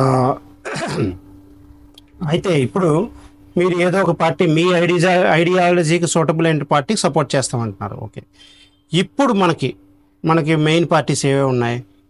టీడీపీ ఉంది, జనసేన, టీడీపీ, బీజేపీ, ఈ కూటమి ఉంది, వైఎస్ఆర్సీపీ ఉంది. వీటికి ఇప్పుడు పరిపాలన చేస్తున్నటువంటి కూటమి ప్రభుత్వం ఎలా పరిపాలన చేస్తుంది, వాళ్ళ గురించి మీ ఉద్దేశం ఏంటి చెప్పండి. ఈ విషయానికి వస్తే సార్, ఉమ్, మీ యొక్క క్వశ్చన్కి నా ఒక ఆన్సర్ ఏంటంటే, ఉమ్, ఎవరు కూడా వాళ్ళ ఒక ఐడియాలజీ ప్రకారంగా, ఉమ్, వాళ్ళ ఒక థియరీ ప్రకారంగా, వాళ్ళ ఒక ప్రిన్సిపాల్ ప్రకారంగా పోతుంటారు సార్. ఉమ్, నువ్వు ఇది తప్పు చేసావని చెప్పడానికి నాకు లేదు. ఉమ్, ఉమ్. ఎందుకంటే వాళ్ళకు ఒక plan, without plan there will not be any success. Very success. ఏ పార్టీ అనుకోండి, ఏదైనా అనుకోండి, వాళ్ళ ఒక ప్లాన్, వాళ్ళ ఒక థియరీ ఏదో ఉంటుంది, పక్కా ఉంటుంది. థియరీ ఉంటుంది, లేకపోతే అవదు, ప్రజల్లోనూ అది సక్సెస్ కావు. అవును. ఎందుకంటే ప్రాక్టికల్ ప్లస్ అక్కడ ఎగ్జిక్యూషన్ రెండు కూడా జరగాలి. ఓకే, సో వాళ్ళకి నేను I don't blame, but my theory such. ఇది నా థియరీ, ఇది నా ప్లాన్, ఇది నా ఒక డాక్ట్రిన్ అంటే సిద్ధాంతం. ఇది ఉమ్, ఈ సిద్ధాంతాన్ని ప్రకారంగా నేను పోతా, అవును. వాళ్ళ సిద్ధాంతాన్ని ప్రకారంగా వాళ్ళు పోతారు. వాళ్ళు వెళ్తారు. వాళ్ళు ఇప్పుడు పెద్ద పెద్ద వాళ్ళు చాలా అనుభవిజ్ఞుడు, ఉమ్, వాళ్ళకి ఏదో మనం బ్లైండ్గా చెప్పి వాళ్ళకి మనం హర్ట్ చేయడం అనేది నా ఒక ఉద్దేశం కాదు. వాళ్ళ పరిపాలన ఎలా ఉంది ఇప్పుడు మీకు అంటే? వాళ్ళ పరిపాలన వాళ్ళ ఒక థియరీస్ ప్రకారంగా, వాళ్ళ ఒక ప్రిన్సిపల్స్ లేకపోతే వాళ్ళ ఒక ఐడియాలజీ ప్రకారంగా పోతున్నారు సార్. ఉమ్, కాబట్టి నేను I don't criticise on that. Um, I don't want to criticise, అంటే వాళ్ళని విమర్శించను నేను. ఉమ్. ఇంతకుముందు వైఎస్ఆర్సీపీ పరిపాలన ఎలా ఉందండి?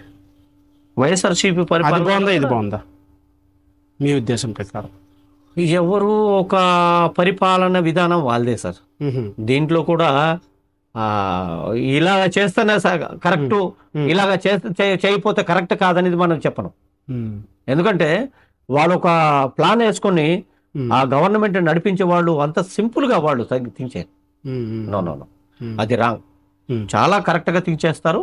అయితే కొంత దాంట్లో అవకతవకలు జరగవచ్చు, లేకపోతే ఈయన చెప్పింది వాళ్ళు అర్థం చేసుకోకపోయి ఇంకొకలాగా చేసుకోవచ్చు, ఉమ్, మార్చుకోవచ్చు. ఇప్పుడు పేర్లు మార్చుకుంటుంటాం, ఉమ్, మార్చుకోవచ్చు. కానీ అల్టిమేట్గా యాజ్ ఫర్ మై పార్టీ తరఫున అవుతే ఉమ్, అల్టిమేట్గా ఏమిటి, మనలాగే అందరూ కూడా హ్యాపీగా ఉండాలా అనేది కదా. అది మనలాగా అది స్వార్థం అనుకోండి, నిస్వార్థం అనుకోండి, నాకు తెలియదు. ఉమ్, కానీ కొంత నిస్వార్థం అంటే దానికి మీనింగ్ లేదు. ఉమ్, అదే నాలాగే వాళ్ళు కూడా ఉండాలా, ఉమ్. పొద్దున్న లేచి నాలాగే కూడా వాళ్ళు కూడా హ్యాపీగా ఉండాలా. అయితే ఇప్పుడు ఇప్పుడు ఉండేటువంటి పార్టీలు అన్నిటికంటే అతీతంగా ఉంటుంది అంటారు మీ పార్టీ? పక్కా సార్, నేను చెప్పాను కదా, నేను ఫార్ములాస్ చెప్పాను. ఇది అతీతంగానే ఉంటుంది, అతీతంగా ఉంటుంది. ప్రజలందరూ కూడా అర్థం చేసుకున్నారా, అర్థం చేసుకుంటారు, చాలా వండర్ జరిగిపోతారు. వండర్ పల్లెటూరు వాళ్ళకు ఉన్నారు, వండరే. వండర్ఫుల్ జరగకపోతే ఇంకేమిటి సార్? ఉన్న వాళ్ళకి ఇల్లు ఉంది, చక్కగా వెళ్ళిపోతారు, చక్కగా డ్యూటీ చేస్తారు, చక్కగా వస్తారు, జీతం వాళ్ళకి వెళ్ళిపోతుంటది, అన్ని సర్వీసులు వాళ్ళ దగ్గర వెళ్ళిపోతుంటాయి. అందరూ గవర్నమెంట్ ఉద్యోగాలు. తర్వాత అంటే రాష్ట్రంలో ఉన్న వాళ్ళందరూ గవర్నమెంట్ ఉద్యోగాలు. ఈవెన్ దో మేకలు అందరూ గవర్నమెంట్ జాబ్. ఇంకా ఎవ్వరు కూడా ప్రైవేటైజేషన్ లేదు. ఇంకోటి సరేలే, తర్వాత చేస్తాను. నా ఫార్ములాస్ ముందే చెప్పేస్తున్నాను, చెప్పండి. అదే సారీ, కానీ దీంట్లోనూ కొంత తీసుకెళ్ళిపోయే వాళ్ళు ఉంటారు కాబట్టి ఇంతవరకు నాది తక్కిన వాళ్ళు ఉన్నాయి. ఇప్పుడు పెద్ద పెద్ద పెద్ద కంపెనీస్ వస్తున్నాయి. ఫర్ ఎగ్జాంపుల్ ఒక పెద్ద కంపెనీ, యాపిల్ కంపెనీ ఉంది, మేము మీ ఆంధ్రప్రదేశ్ లో కంపెనీ పెడదాం అనుకుంటున్నాం అన్నారు, మీరు పర్మిషన్ ఇస్తారా? ఎంత కాలం అది చేస్తారనేది ఫస్ట్ మన కాలం. ఫస్ట్ ఓకే, వాళ్ళకి షార్ట్ టైం 25 years. 25 years చేసిన తర్వాత వాళ్ళు ఇది చేసుకుని వెళ్ళిపోవాలి. సపోజ్ కంపెనీ పెడతాను అని వచ్చారు, ఇతర కంపెనీ యాపిల్ కంపెనీ పెట్టడానికి వచ్చారు. గవర్నమెంట్ ఏం డీల్ చేస్తారు సార్? ఓకే, ఇన్ని సంవత్సరాలకి మీరు చేస్తారండి, ఎంతమందికి జాబ్ ఇస్తారు, అంతే కదా. మన దగ్గర ఉన్నారు, పిల్లకాయలు ఉన్నారు, జాబ్కి చేస్తారు, తయారు చేస్తాను, ఇస్తాడు. అంత అయిపోయిన తర్వాత ప్రైవేట్ జాబ్ అవుద్ది కదా, అప్పుడు ఇది ప్రైవేట్ జాబ్ అవుద్ది కదా. అది ప్రైవేట్ జాబ్ అంటున్నాడు. గవర్నమెంట్ డీలింగ్ దాంట్లో ఉంది, దాంట్లో గవర్నమెంట్ కంపల్సరీగా దాంట్లో కేసు ఆ కంపెనీ ఉండేటప్పుడు మీరు అందులోకి పంపించే వ్యక్తులు గవర్నమెంట్ వ్యక్తులు పంపిస్తారు. అసలు యాక్చువల్ గా అది కూడా చాలా కఠినమైనటువంటి దేని మీద వస్తారు, అర్థమైందా? చాలా కఠినమైన, చాలా ప్రొసీజర్ ప్రకారంగా వస్తారు. వీళ్ళు ప్రైవేట్ వాళ్ళు కాదు, ఇక్కడ ప్రజలు ప్రైవేట్ కాదు, వాళ్ళు ప్రైవేట్ వాళ్ళు జీతం వాళ్ళు కంపెనీ పెట్టారు కూడా ఇస్తున్నారు కాబట్టి. కానీ వీళ్ళు మళ్ళీ గవర్నమెంట్ జాబే, రిజల్ట్ గవర్నమెంట్ జాబ్, అది మాత్రం ప్రైవేట్ కంపెనీ. అలా మీరు ప్లాన్ చేసుకున్నారు, అంతే. బాగుంది. అది వచ్చేసరికి రేపు పొద్దున నేను ఏమైపోతాడు, ఈ దగ్గర బతి మార్కు అక్కర్లే, ఏదో గవర్నమెంట్ జాబ్ హోల్డర్. మన దగ్గర కొంత ఉన్నాయి కాబట్టి ఆడు వచ్చారు, వెళ్ళేసి ఉన్నారు, ఇచ్చేయండి, జీతం ఇస్తారు. వీళ్ళు ఈ కంపెనీ ఉన్నంత కాలం కంపెనీ ఉంటారు, వచ్చేస్తాడు, గవర్నమెంట్ జాబ్ ఉంటది. వేరే జాబ్ లో మీరు మళ్ళీ పోస్టింగ్ చేస్తాం. ఇలా అయితే బయట కంపెనీలు వస్తాయంటారా? పక్కా వస్తాయి సార్, ఎందుకు రావు? కొంతకాలం వాళ్ళకు బెనిఫిట్ పొందుతాడు. మీరు సింపుల్ సార్ మెథడ్స్ అవి, అదంతా కూడా డీప్ గా ఆలోచన చేసుకుని ఏదో మనం ఏదో దాంట్లో కమిషన్ తీసుకుంటాం అంటే ఏదో ఇది అవుతారు తప్ప, రియల్ గా వచ్చి పని చేసుకుని పోతాం సార్. ఇదిగో మాకు ఇవ్వండి, పిల్లకాయలు ఉండండి, తయారు చేసి ఇస్తాం, ఇదిగో గవర్నమెంట్ జాబ్ నండి, ఇది మీరు వాళ్ళకి ఇంత ఇవ్వాలా. ఇంకోటి కూడా చెప్తున్నా, చాలా చాలా నేను చెప్తున్నా, ప్రజలు కూడా నేను చెప్తున్నాను, ఈవెన్ రాష్ట్రపతి అయినా సరే ₹1,00,000 కంటే జీతంలో ఎక్కువ రాకూడదు, ఉండకూడదు. ఎందుకయ్యా ₹1,00,000? నాకేమో 10,000, నేనేదో బ్రతకాలా? ₹1,00,000 ఎందుకు? అన్ని ప్రోటోకాల్స్ ఉన్నాయి. అందరికీ ఒకటే జీతం ఉంటది అంటారు? ఇది ఒకటే కాదు, దాని కారణాన్ని బట్టి ₹1,00,000 దాటకూడదు. ఎందుకు? ఇప్పుడు పెద్ద పెద్ద బిజినెస్ మ్యాగ్నెట్స్ ఉన్నారు, ఎవరు వాళ్ళ పరిస్థితి ఏంటి మరి? వాళ్ళ పరిస్థితి అన్ని కూడా మన దగ్గర వచ్చేస్తాయి సార్. వాళ్ళకి ఎవరికి ఉండవు, వాళ్ళు పని చేసుకోవాల్సిందే. నోటీస్ ఇచ్చేస్తాం, బాబు ఇప్పటి వరకు నువ్వు అనుభవించావు కాబట్టి ఇది హ్యాండ్ ఓవర్ చేస్తాయి, లేదా నీ మెయింటైన్ చేస్తానంటే ఇదిగో కథ. ఇంతే, 2 విషయాలు లేవు. భూమి జాతీయం అయిపోతుంటే మీరే ఎక్కడ సార్? జాతీయం అయిపోతే నువ్వు ఎక్కడ ఉంటావు? కాదు కదా, నీ కుతూహలంగా ఉండేది పెట్టుకుంటా రావద్దు కదా. ప్రజలు ఒప్పుకోరు సార్ దానికి. ప్రజలకు కావాల్సిందంటే నా భూమి ఇది నాకుందిరా, నేను కూడా ఉన్నవాడినే, నీదేంటి భూమి నాదంటే. అందరూ మూకుమ్మడిగా పని చేస్తాం, మూకుమ్మడిగా తింటాం, మూకుమ్మడిగా ఉంటాం. అందరికీ ఒకటే రూల్. నోటీస్ ఇచ్చేసి బాబు నువ్వు చేస్తావు. పేదవాడు డబ్బులు సార్, ఇక్కడ పేదవాడు మాట ఎత్తకూడదు సార్, తప్పు. ఎవరు పేదవాడు, ఎవడు ఇక్కడ ధనవంతుడు పేదవాడు ఎవడు తేడా లేదు, అందరూ ధనవంతులే. అంతే, అందరూ ధనవంతులే. తినడానికి తిండి ఉంటది, కట్టుకోవడానికి గుడ్డు ఉంటది, ఇల్లు ఉంటది, ఆడు పని చేసుకుంటాడు, వస్తాడు, అంతే అయిపోయి కథం.